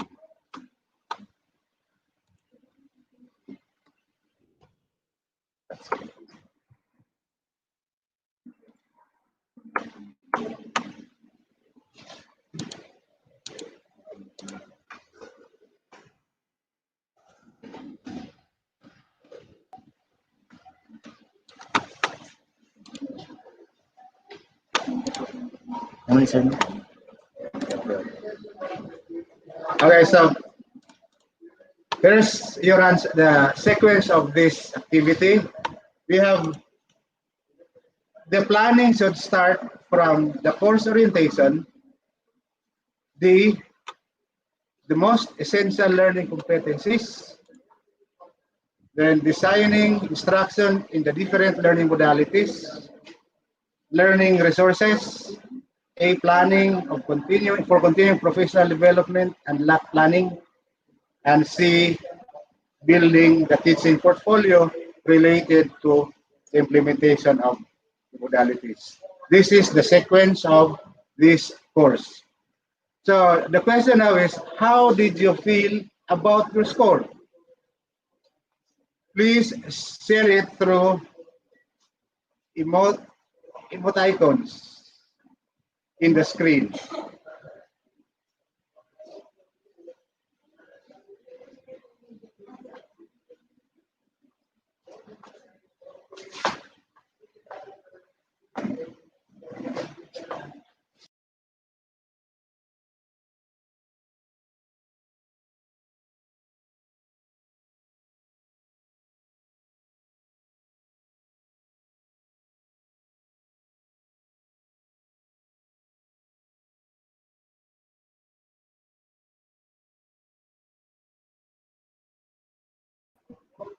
Okay, so let's proceed to the next.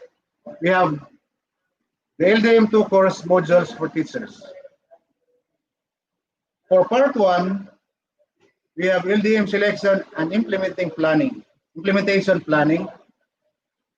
and we have the suggested duration per module. For module 1, it's about course orientation. It will take, or it is suggested for 4 hours. Module 2, about the most essential learning competencies, it will take 3 hours. Module 3A, designing instruction in the different learning delivery modalities. It is suggested to be taken with a time duration for 18 to 24 hours. Module 3B is all about learning resources. It will take 4 hours. And Module 4, planning for continuity, professional development, and LAC planning, is take for 2 hours with a total of 31 to 37 hours. It is the suggested duration of this course for these 4 modules. For part 2, it is about practicum on the LDM implementation and building of portfolio. So module 5, building the teaching portfolio related to the implementation of the modalities. it will take 4 hours. So these are the number of hours that you can earn out of completion of this course. For the LDM implementation mechanism,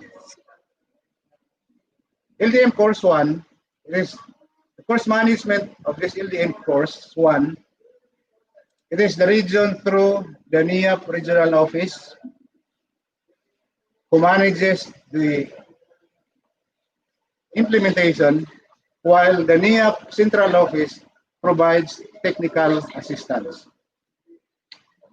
For the coaching management, it is the regional office through the regional field technical assistance division manages the coaching, while the coaches or the TE providers comes from the central office or regional office and education forum partners. For LDM learning and application, and for the for monitoring and evaluation, it is the NIAP Quality Assurance Division. For training for LDM coaches, the course manager for this training is the regional office through NIAP regional office, where NIAP central office providing the technical assistance, while coaching management, it is managed by the regional office through RFTAD. Coaches, technical assistance providers is from the central office with the strong continuous improvement presence. For regional office education forum partners, it is for the LDM learning and application. And monitoring and evaluation as well is managed by the NIAP Quality Assurance Division. In LDM course 2, the course management lies under the division office, where regional office and central office of the NIAP provides technical assistance. So this is what we are doing now. We manage the orientation because the task is given to the division office. Then we have the coaching management. For the division, it manages the coaching, and regional office and central office with a strong CI presence providing the technical assistance. This is for the LDM learning and application.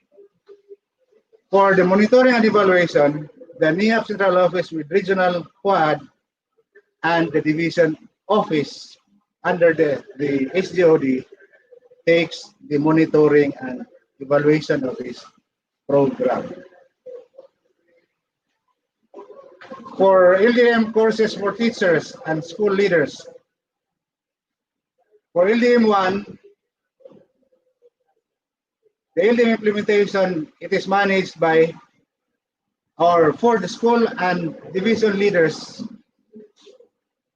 We have the school heads, division and district supervisors, division chiefs, the SDS or SDS if they so decide to participate.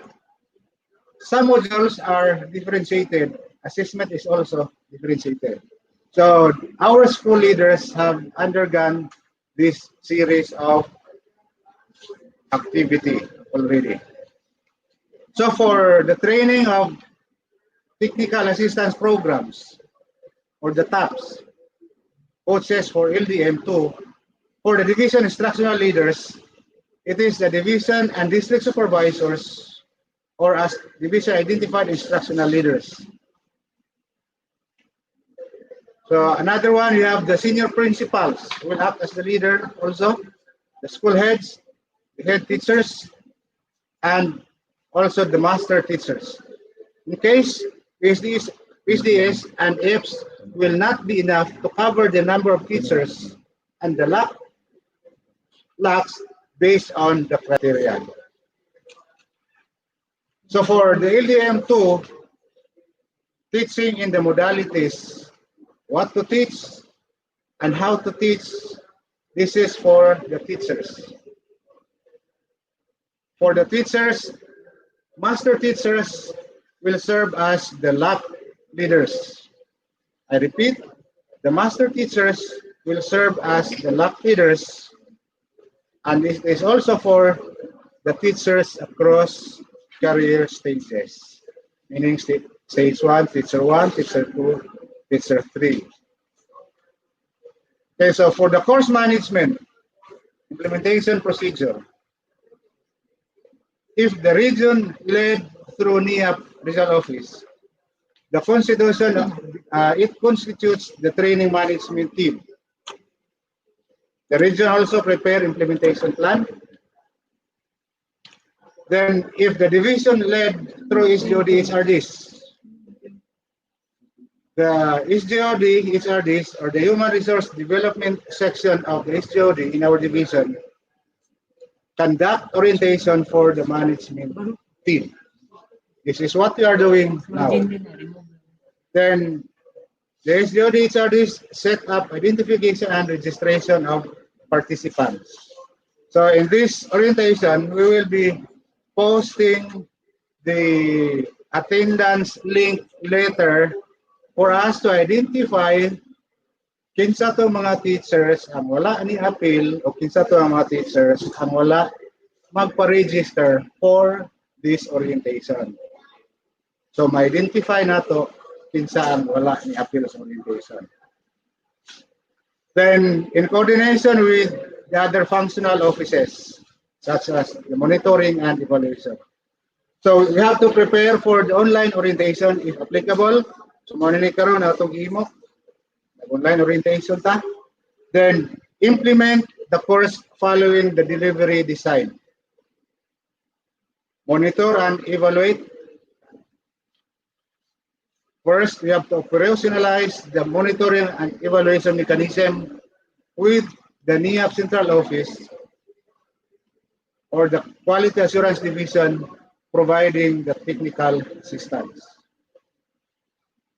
Then we also have to monitor and evaluate the update of the LDM implementation status and trackers regularly.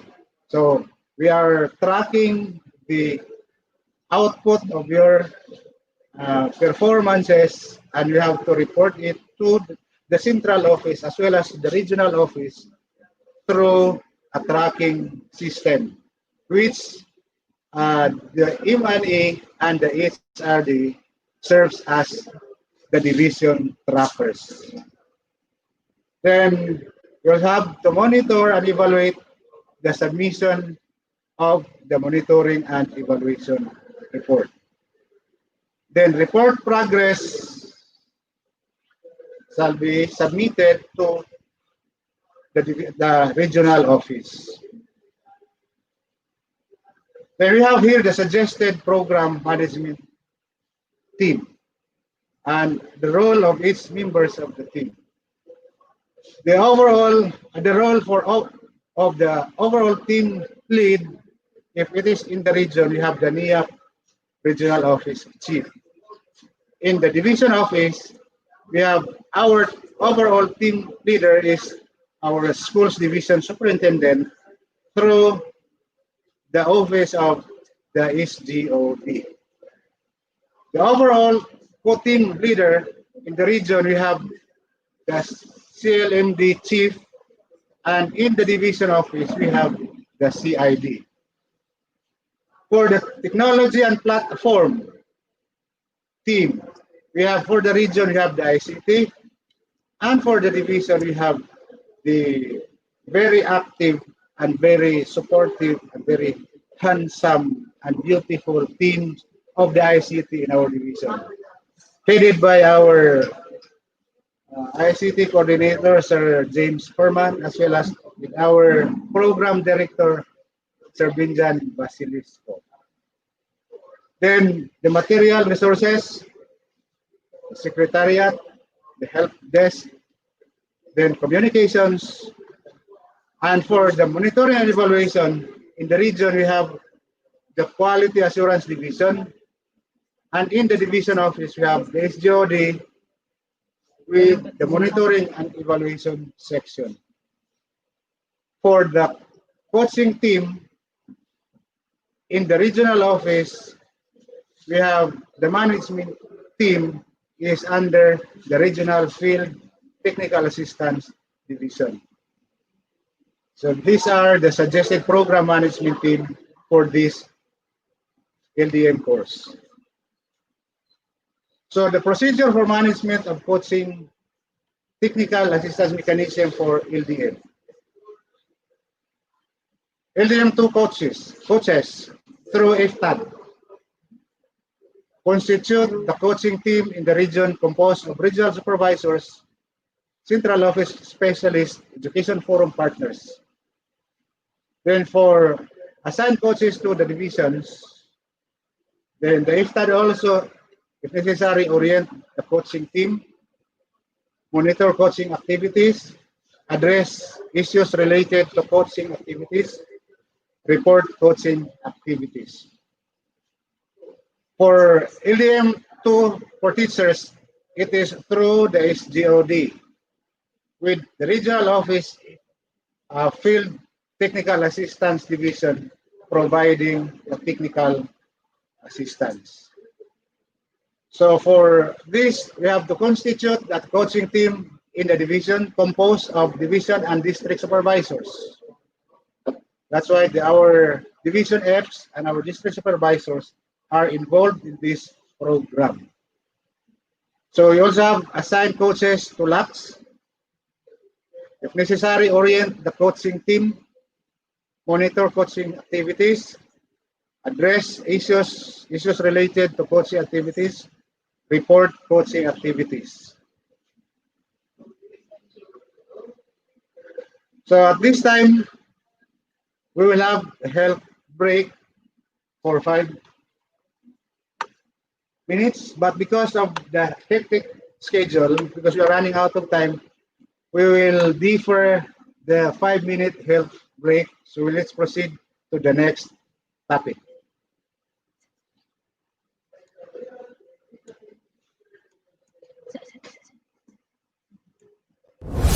This is the Orientation on Learning Delivery Modalities Course 2, for teachers of the Schools Division of Davao Occidental. This is the Orientation on Learning Delivery Modalities Course 2, for teachers of the Schools Division of Davao Occidental.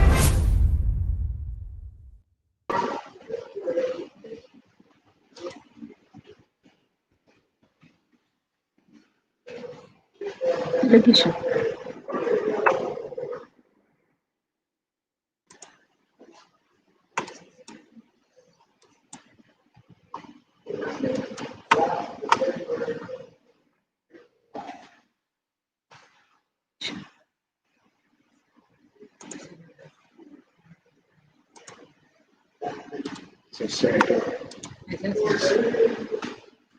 Seswe.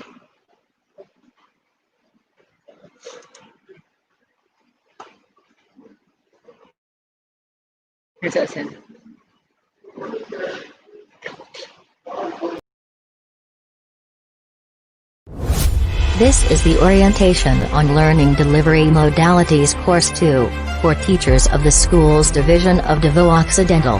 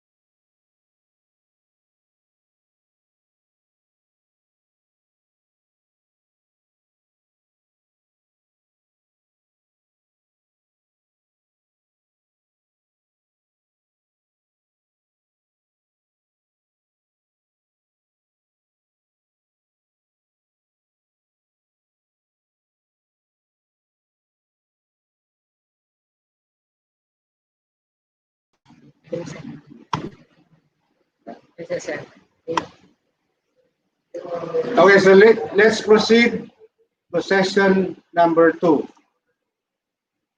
It is all about technical assistance and coaching in LDM2. This session's objective, we have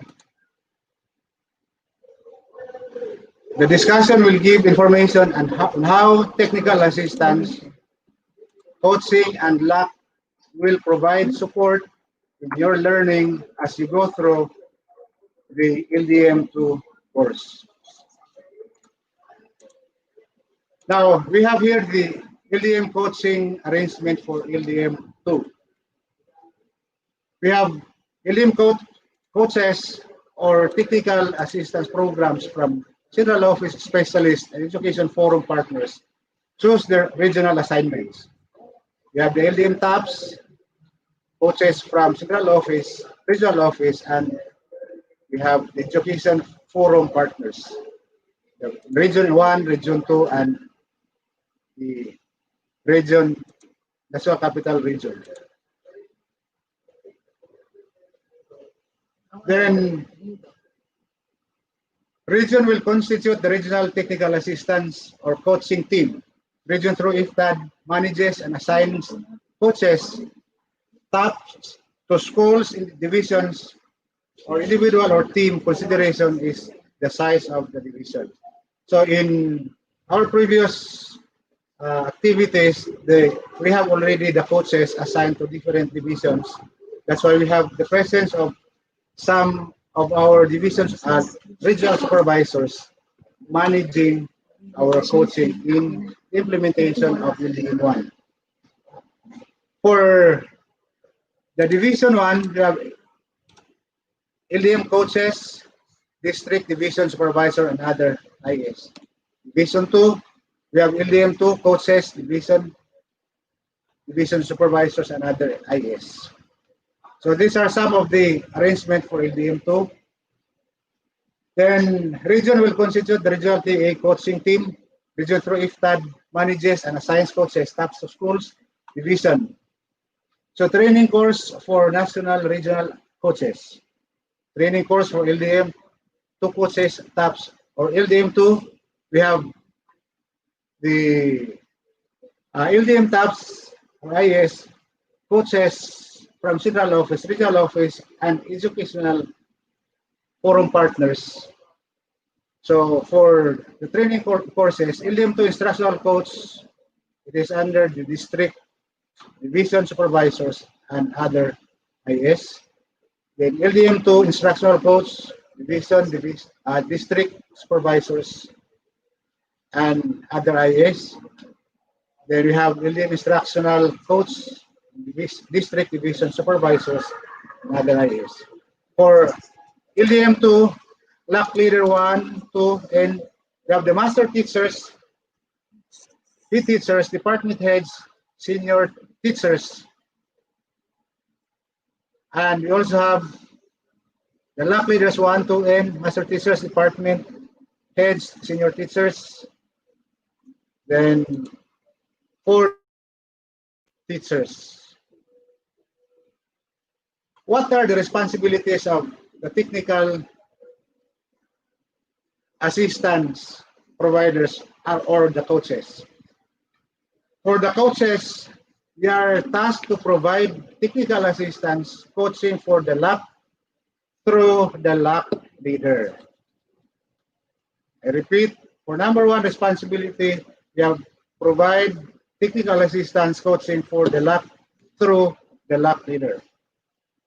So second, directly provide individual technical assistance or coaching when so requested by individual participants in coordination with the LAC leader.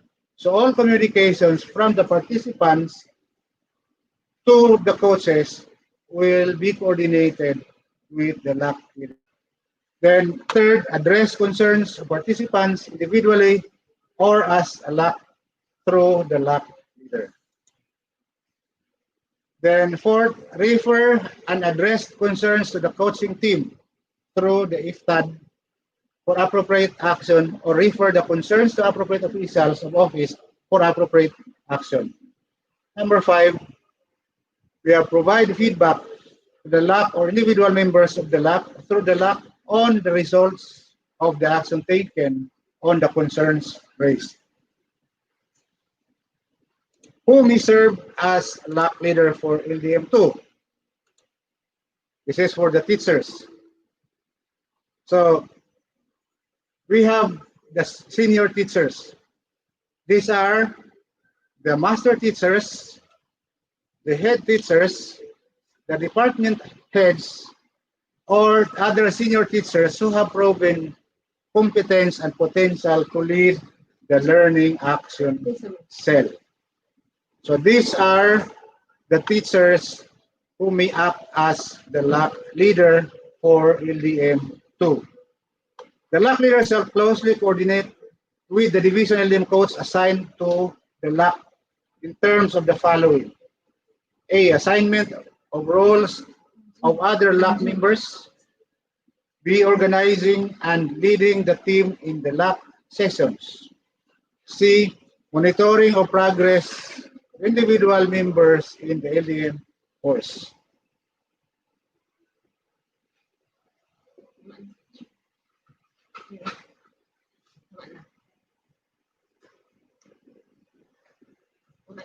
Okay, so my dear participants, that was the end of my session. Thank you and good morning. This is the Orientation on Learning Delivery Modalities Course 2, for teachers of the Schools Division of Davao Occidental.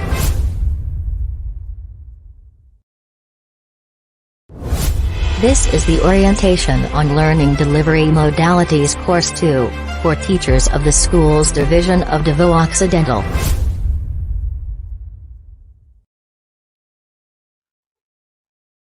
Thank you so much, Sir Win, for providing us an overview of the said course and for sharing to us the topic on the technical assistance and coaching in LDM2.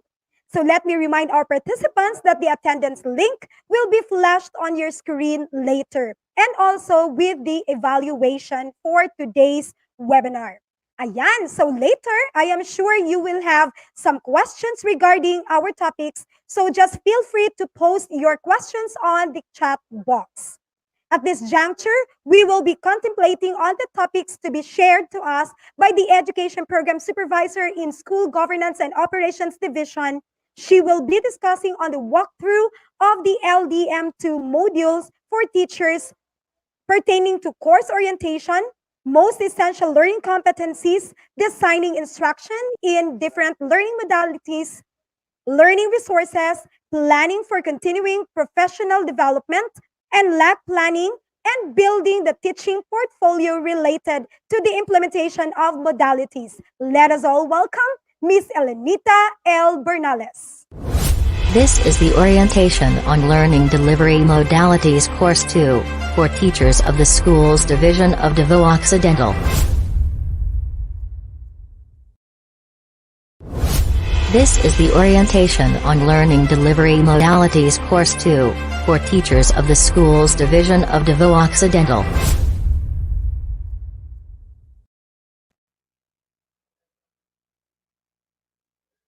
My morning greetings to all, to our Schools Division Superintendent, Dr. Lorenzo Mendoza, to our ASDS, Dr. De Los Reyes, to all the PSDS, our Chief in SDOD, Sir Nilo Octora, to the Chief of CID, Sir Felix Anticristo, and to all the education program supervisors and school heads. And of course, to all the teachers, good morning to each and everyone. Isang thumbs up naman dyan sa box. When the first COVID-19 case was recorded in March this year, the country was placed under a state of national emergency. COVID-19 ushered in a new normal in the way people conduct business and deal with each other. In the face of this continuing health threat, the Department of Education formulated the Basic Education Learning Continuity Plan, or the LCP, to put into motion the marching orders of the Secretary to ensure that learning continues while guaranteeing the health, safety, and well-being of all learners, teachers, and other DepEd employees. That is why we're doing this virtual orientation. This session will help us to explore on what are in the LDM2 modules for teachers. Let's have now the walkthrough of this module. This session will give us a thorough discussion on the module objective, content, duration, activities, and the expected outputs. For Module 1, the course orientation. Our session objective is to describe what this course is about and how it will help you manage the teaching learning process in the modalities. Our lessons, we have two in the content. Lesson 1 is the course overview. Lesson 2, organizing your LAC action or the learning action cells, which will require 4 hours. But LAC sessions are included in the activity depending on the LAC members with the guidance of the LAC leader and of course your coach. So what are in lesson 1? For the course overview, we have 3 activities. Activity 1, reflecting on the course. Activity 2, describing the context. And activity 3, discussing answers to activity 1 and 2. For lesson 2, we have also 3 activities. Organizing your lab. Activity 1, you are now going to explore what is in Department Order 35 series of 2016 and reflecting on it. As a glimpse of that DepEd order, LAC team should be composed of 5 members, 5 to 15 members, with your LAC leader and a documenter. And your school heads have already grouped you into that team. So you are now ready for the activity 2 because you have now your teams. Activity 2 is conducting the first LAC session. And activity 3, taking note of your LAC group. For the expected output, it's very good because for module 1, no outputs for submission. And let's proceed now to module 2. After having been introduced to the course in module 1, you will now begin the course by gaining understanding on the most essential learning competencies or the MELs. So what is in module 2? Our objectives. 1, explain the background and development of the MELs. 2, unpack the MELs. I know MELs are very familiar to you because we have been through a series of seminars with that MELs. And our objective number 3, combine related competencies into learning activities. For the content, lesson 1, we have the background, rationale, and development of MELs. Lesson 2, unpacking and combining MELs into learning objectives. And for the required hours, you are given 3 hours. Remember, LAC session may be optional depending on your agreement with the LAC members and the LAC leader. Lesson 1, background, rationale, and development of MELs. We have 4 activities. Activity 1, reflecting on learning continuity and congested curriculum. Activity 2, familiarizing on the design and development of MELs. Activity 3, comparing the K-12 competencies and MELs. Activity 4, discussing answers to activities 1 to 3 during your LAC session with your team or your group mates. For lesson 2, unpacking and combining MELs into learning objectives. So we have 3 activities. Activity 1, identifying consideration in unpacking and combining MELs. Activity 2, unpacking and combining learning objectives in your lab. Activity 3, submitting activity 2 outputs to your lab leaders. So the lab leader will be the one to collect your outputs, and the lab leader will submit it to their coaches, and the coaches will be the one to check your output. So our expected output, individual or lab group presentation on unpacking of a sample map. So we're now done. Congratulations, you're done with module 2. You can proceed now to module 3A. Designing instruction in different learning delivery modalities. This module focuses on how lessons and assessments are designed for the distance learning modality prescribed by the Basic Education Learning Continuity Plan. We have the objectives. We have 4. Number 1, differentiate between the LDMs prescribed in the LCP and among the different types of distance learning modalities. Number 2, apply the lesson design and assessment considerations for distance learning in the light of COVID-19 crisis. The number 3, you are now going to create weekly home learning plans to guide your learners as they do independent study at home. The number 4, create an individual learning monitoring plan to keep track of the progress of learners who lag behind in completing the prescribed learning tasks. So our content, we have 3 lessons. Lesson 1, understanding the different learning delivery modalities. Lesson 2, designing lessons and assessments in the different learning delivery modalities. And lesson 3, guiding and monitoring learners in the different learning delivery modalities. So what's inside the lesson 1?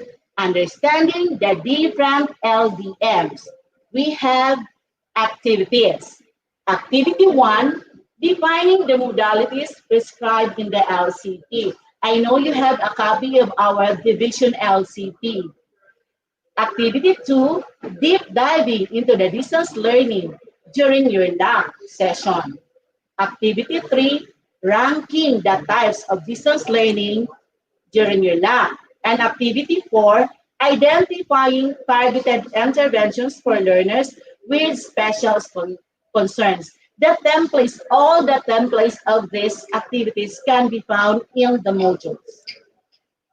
For lesson 2, designing lessons and assessments in the different LDMs. We have also different activities for this. Activity 1, identifying vital components of a well-designed lesson. Activity 2, sequencing learning tasks. Activity 3, reflecting on how to improve one's lesson. And activity 4, using and supplementing SLMs during your lab session. For lesson 2 also, we have additional 3 activities, activity 5, 6, and 7. For activity 5, identifying the similarities and differences between formative and summative assessments. Activity 6, adapting assessment methods in distance learning. And activity 7, building a learner's portfolio. I know you're very familiar with the portfolio of the learners because we're doing that one all the time. For lesson 3, guiding and monitoring learners in the different LDMs. We have 4 activities. For activity 1, understanding the weekly home learning plan. Activity 2, creating a weekly home learning plan during your lab session. And activity 3, differentiating the weekly home learning plan from the individual learning monitoring plan. And number 4, creating an individual learning monitoring plan. Individual learning monitoring plan during your lab session. So what will be the expected outputs for this module 3A? We have 7 outputs to be submitted to our LAC leader. Number one, the list of targeted learner interventions. Number two, learning tasks for DL or the distance learning. Number three, assessment methods in DL. Number four, weekly home learning plan for one subject only. Number three, individual learning monitoring plan for a student who lags behind in completing the learning task. Then, LAC 3, teacher engagement report. And number 7, LAC 3, session report. So all the 7 outputs will be submitted to your LAC leader. Okay, congratulations. You are done with Module 3A. We can proceed now to Module 3B, Learning Resources. Now that are very familiar with how the lesson is designed in the modalities, you will also need to gather the learning materials. You need to deliver the lesson. This module will help you refresh your knowledge on the different types of resources available for you in the different LDMs. Show you how you can access these materials. And Sir Winnie a while ago mentioned about those different portals. And we're going now to introduce a method of rapidly assessing them before we're going to use it. So, what will be our session objectives for Module 3B? Our objectives. Number 1, associate learning resources with specific learning modalities. Number 2, access resources from the online portals such as DepEd Commons. I know you're accessing that one. LR Portal and the Department of Education. Number 3, explain the importance of using quality assured LR. So that LRs, the learning resources, should have undergone QA.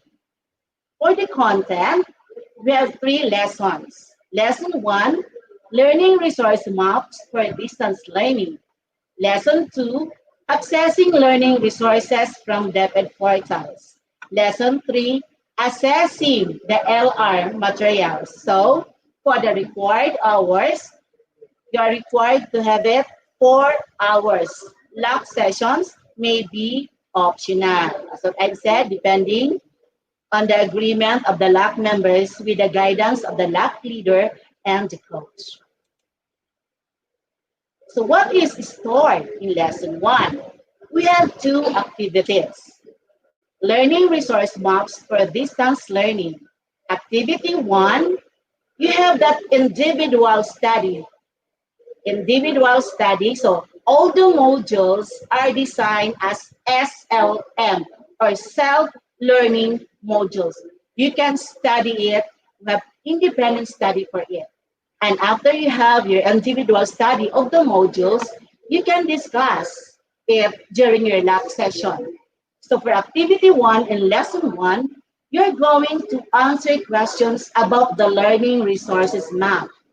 And activity 2, discussing answers to activity 1 during your LAC session.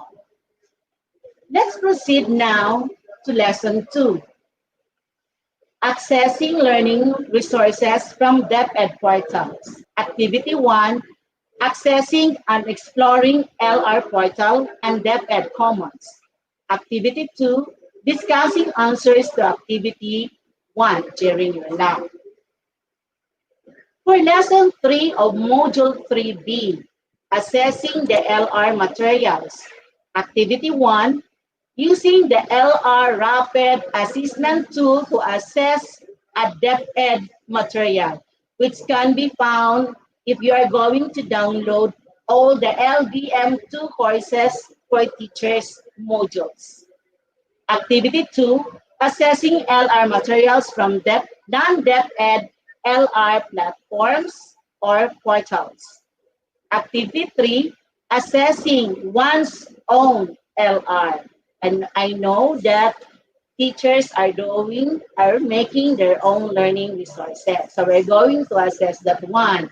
And activity 4, discussing answers to activity 1, 2, and 3 during your lab session. What is the expected output? You're going to submit 2 accomplished rapid assessment tools with reflections. Whom to submit? To your lab leader.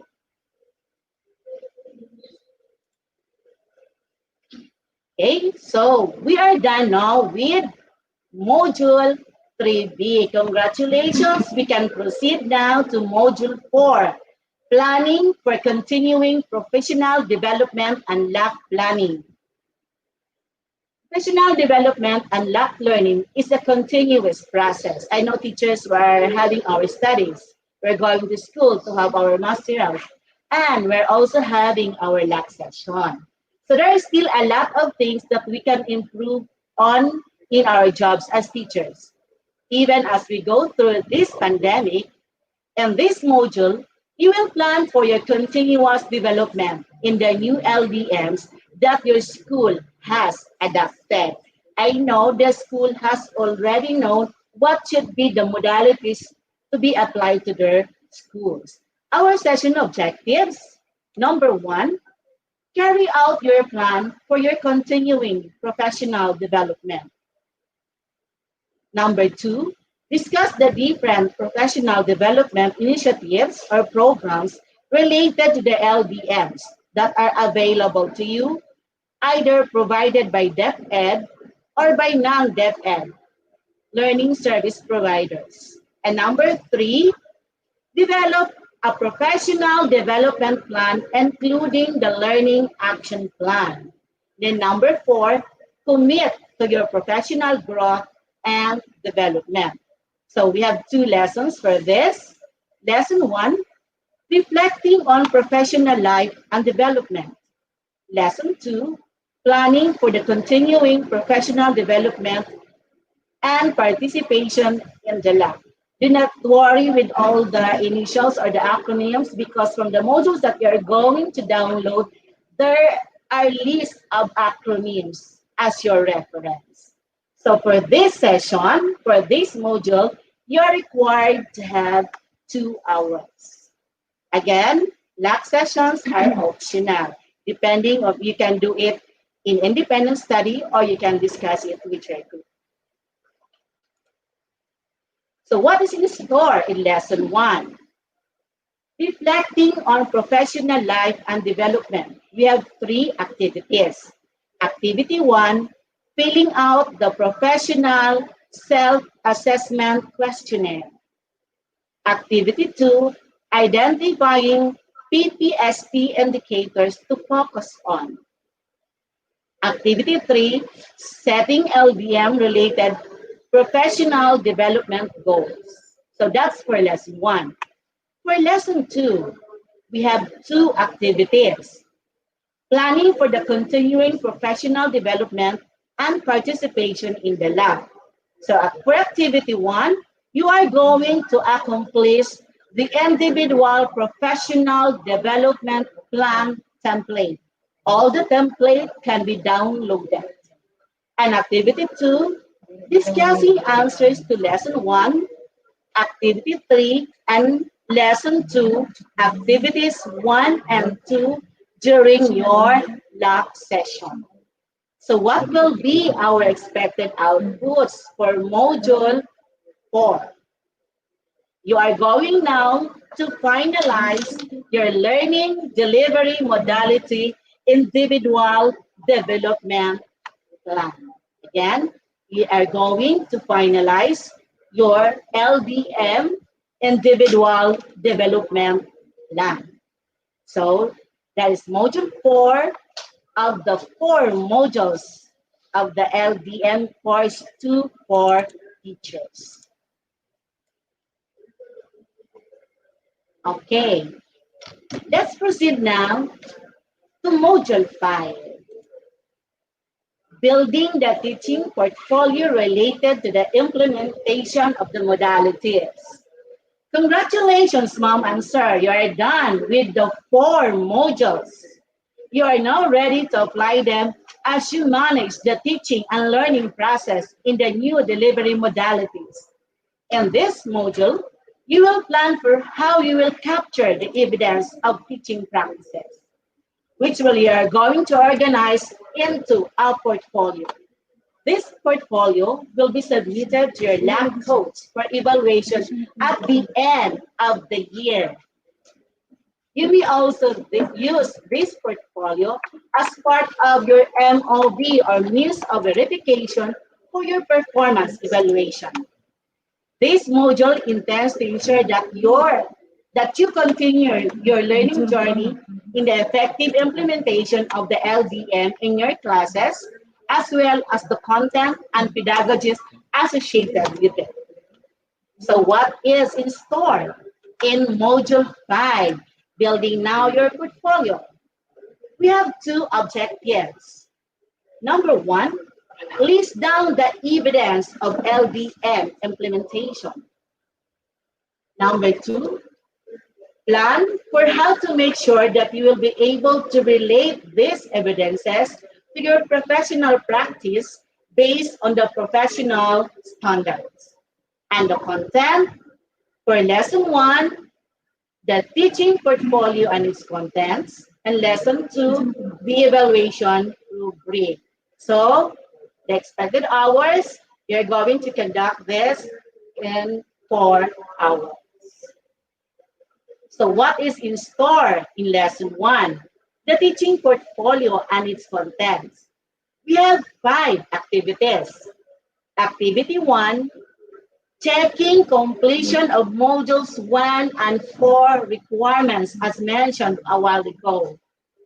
Activity 2, reflecting on building my portfolio. Activity 3, reflecting on borrowing evidences to complete my portfolio. Activity 4, discussing answers from activities 2 and 3 during your lab session. And activity 5, submitting the finalized list of suggested evidences to the assigned lab leader. So next, Lesson 2, the evaluation rubric. For activity 1, understanding the LDM2 teachers evaluation rubric. Activity 2, discussing the rubric and presenting the next step. So after making your portfolio, you are going now to discuss during your lab session the next steps on what to do. Then what will be the expected output for this? You are now going to submit your portfolio, the teacher's portfolio. So let's have now on what are the contents of the portfolio to be submitted to your lab leader and to be checked by the coach assigned to your group. For Module 1, the course orientation, the required outputs, no outputs for submission. For Module 2, the MELTs, presentation of lab group on unpacking of a sample MELT. For Module 3A, lesson design and assessment with the modalities, we have 7. Number 1, list of targeted learner interventions. Number 2, learning tasks for distance learning. 3, assessment methods in distance learning. 4, weekly home learning plan for 1 subject. Number 5, individual learning monitoring plan for a student who lags behind in completing the learning task. Number 6, Lab 3, teacher engagement report. And 7, Lab 3, session report. So, there are 7 required outputs for Module 3A. For Module 3B, we have 1 required output. You're going now to submit the 2 accomplished LR rapid assessment tools with reflections. Module 4, finalized LDM individual development plan produced after discussion during your lab. And Module 5, building your LDM2 portfolio, you are going to submit now your portfolio. So we are through with the walkthrough of the LDM modules for teachers. Now you are ready to start with your LDM2 modules. Good luck, everyone, and enjoy working. Have a nice day. This is the Orientation on Learning Delivery Modalities Course 2, for teachers of the Schools Division of Davao Occidental.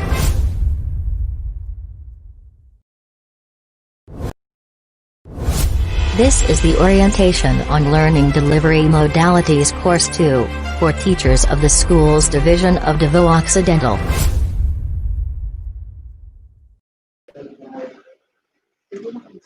Maraming salamat po, Ms. Lenny, for that very comprehensive insights.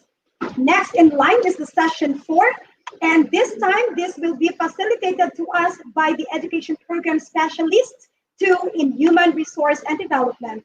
She will be delivering the topic on synthesis, next step, and activity evaluation. Ladies and gentlemen, help me welcome Ma'am Lani G. Remolino. This is the Orientation on Learning Delivery Modalities Course 2, for teachers of the Schools Division of Davao Occidental.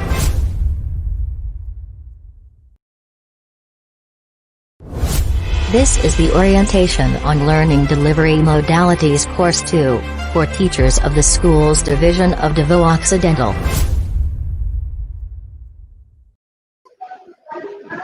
My courtesy to our ASDS, Dr. Lorenzo in Mendoza, our ASDS, Dr. Antonio P. De los Reyes, our two chiefs, Mr. Felix Anticristo and Mr. Nilo L. Octora, our education program supervisors, all PSDS, school heads, and of course, teachers. Good morning. Now, we are in session 4, or the last module, which is the synthesis, next step, and activity evaluation.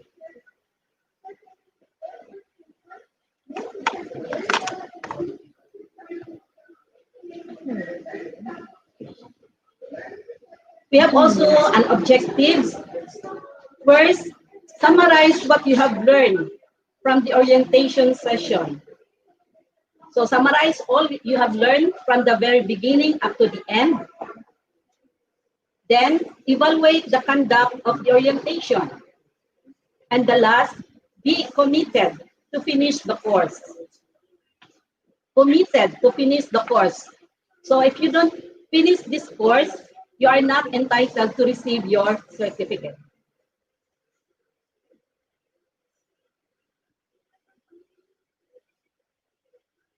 Okay, we will have an activity. What are your top 3 takeaways from this activity?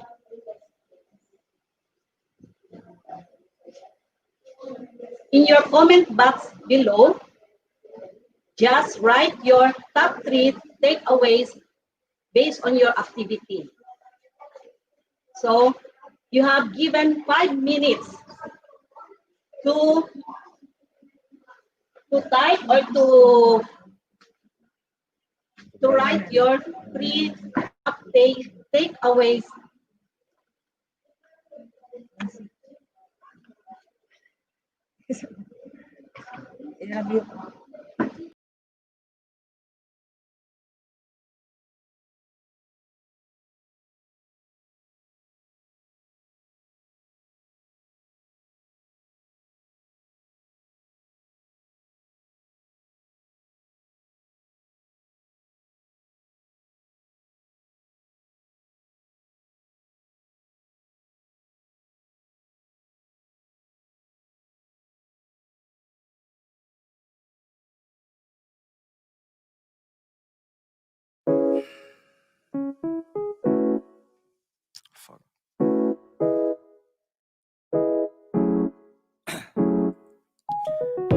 Down, yeah. I've been feeling so down, yeah. Can you tell me why?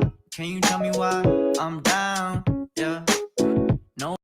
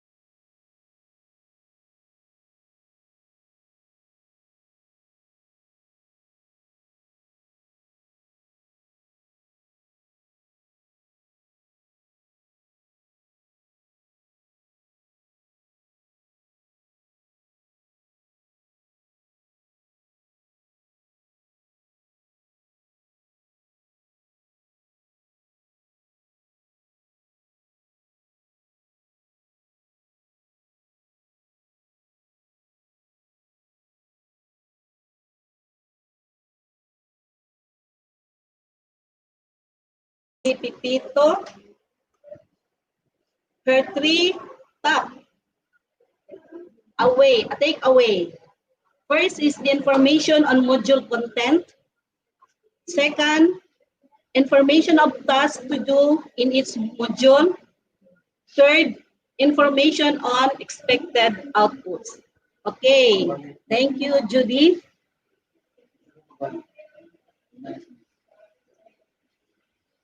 From Ma'am Nelia L. Camille. Planning, reflection, portfolio.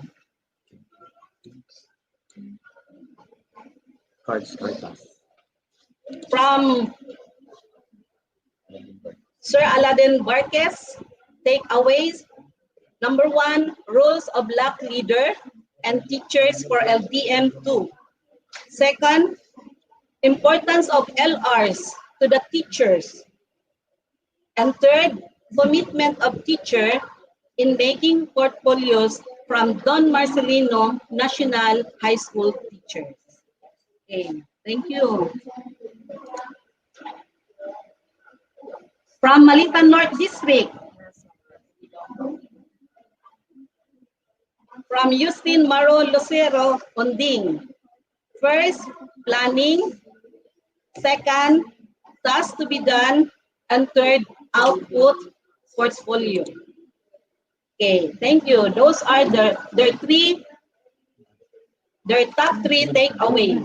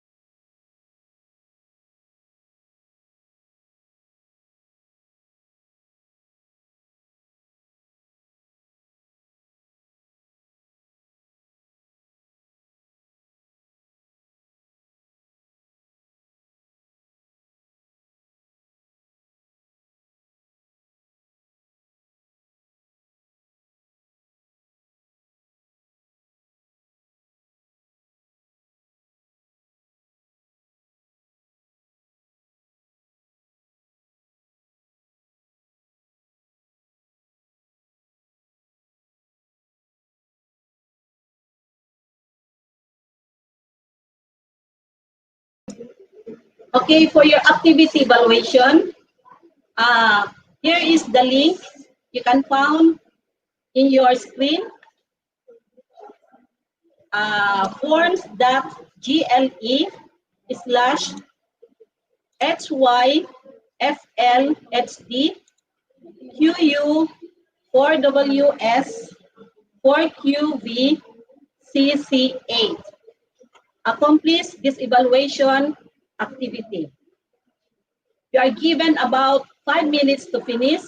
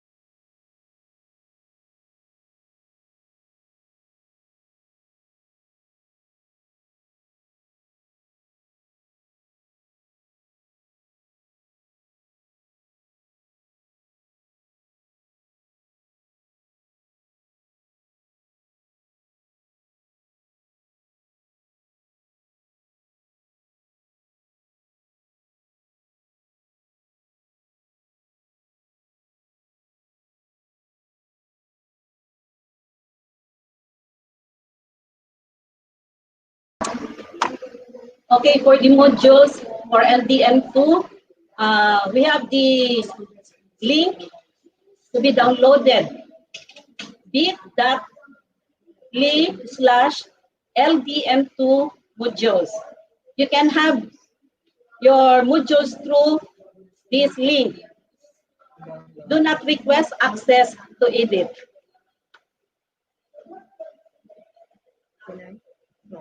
And that's all for today. Once again, good morning.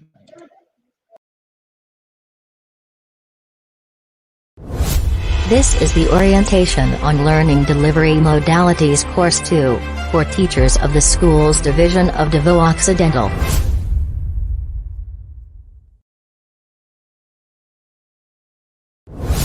This is the Orientation on Learning Delivery Modalities Course 2, for teachers of the Schools Division of Davao Occidental.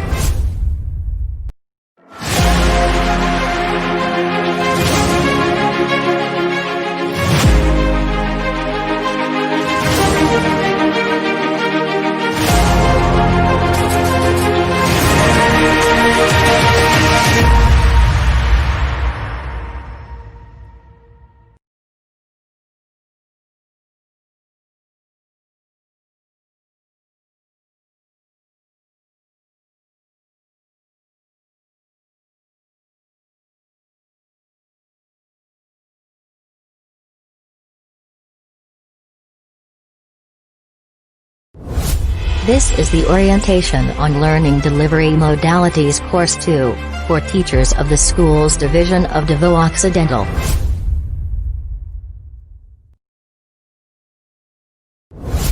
This is the Orientation on Learning Delivery Modalities Course 2, for teachers of the Schools Division of Davao Occidental.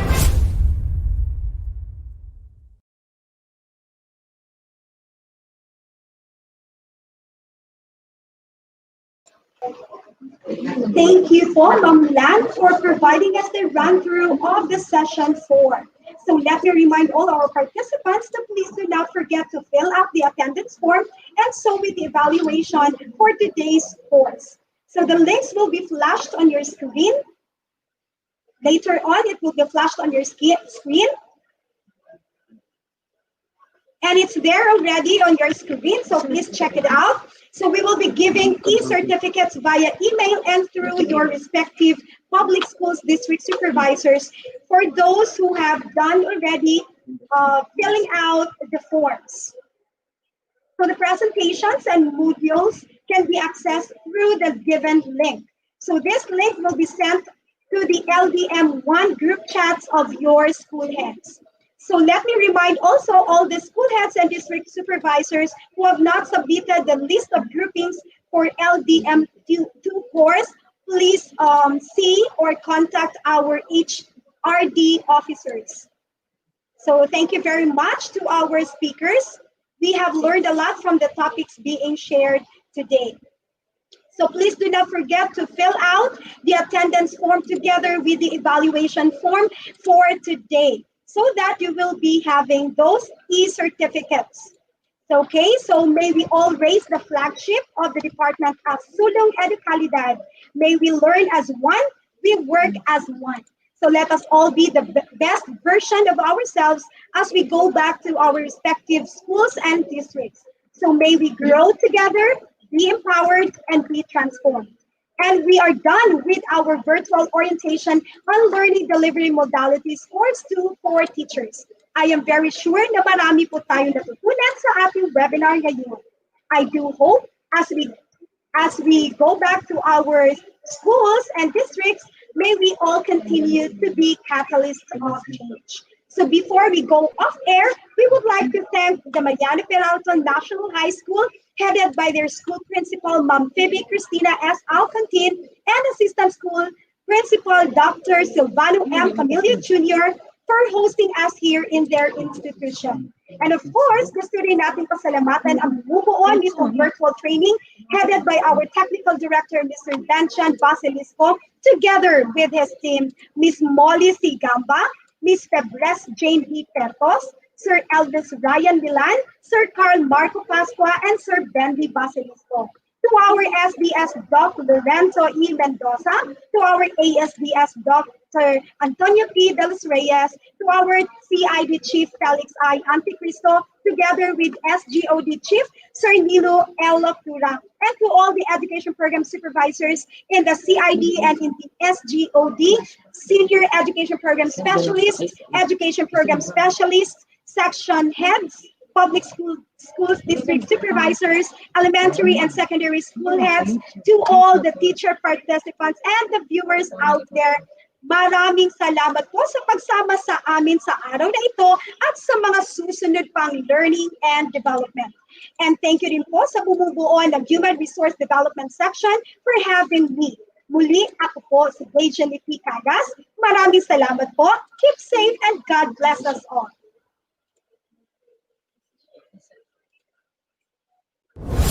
This is the Orientation on Learning Delivery Modalities Course 2, for teachers of the Schools Division of Davao Occidental.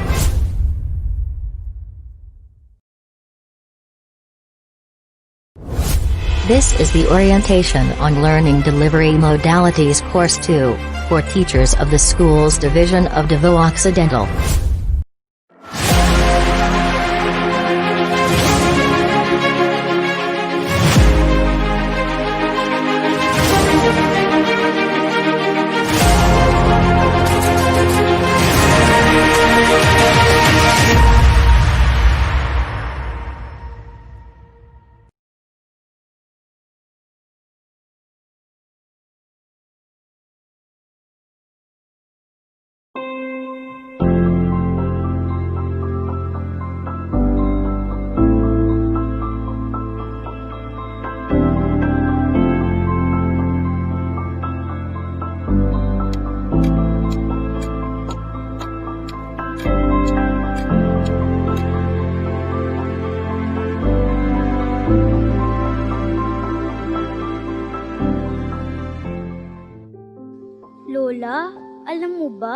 Ayaw pa rin mag-school ng friend kong si Brian.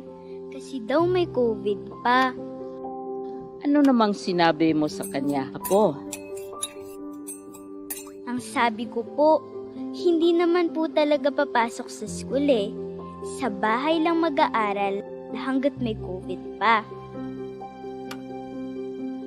Ano namang sagot niya? Tapos sabi niya, paano daw mag-aaral sa bahay wala namang teacher sa bahay? Di ba nga Lola? Ano nga ulit nung tawag doon sa hindi naman papasok sa school pero mag-aaral pa rin? Apo, ang tawag niyan ay distance learning.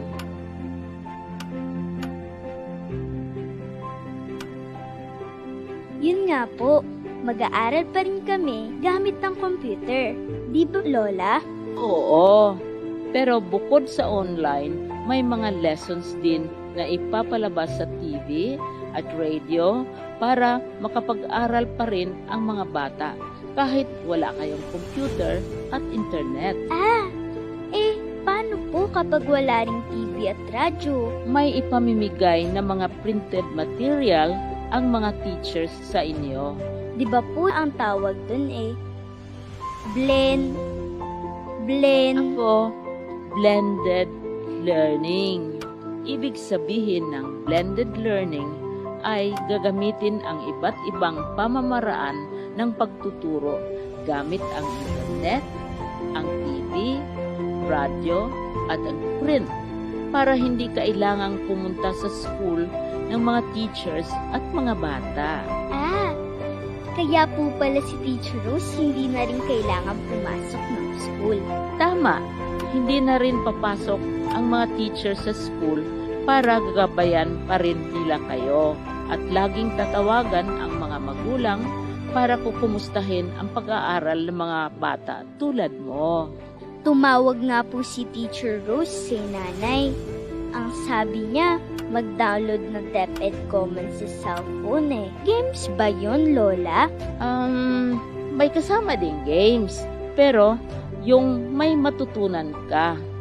May mga lessons din kasi sa DepEd Commons na pwedeng gamitin ng mga magulang at teachers para maturuan ang mga bata. Sasabihin ko rin po kay Brian na mag-download siya ng DepEd Commons. At sabihin mo rin sa kanya na huwag na siyang matakot mag-school. Dahil sa pasukan, sa bahay lang naman kayo mag-aaral. Gamit ang internet. Kung walang internet, TV. Kung walang TV, radyo. At kung walang radyo, ay print. Oo nga po, Lola. Hindi naman po pala dapat huminto sa pag-aaral kahit may COVID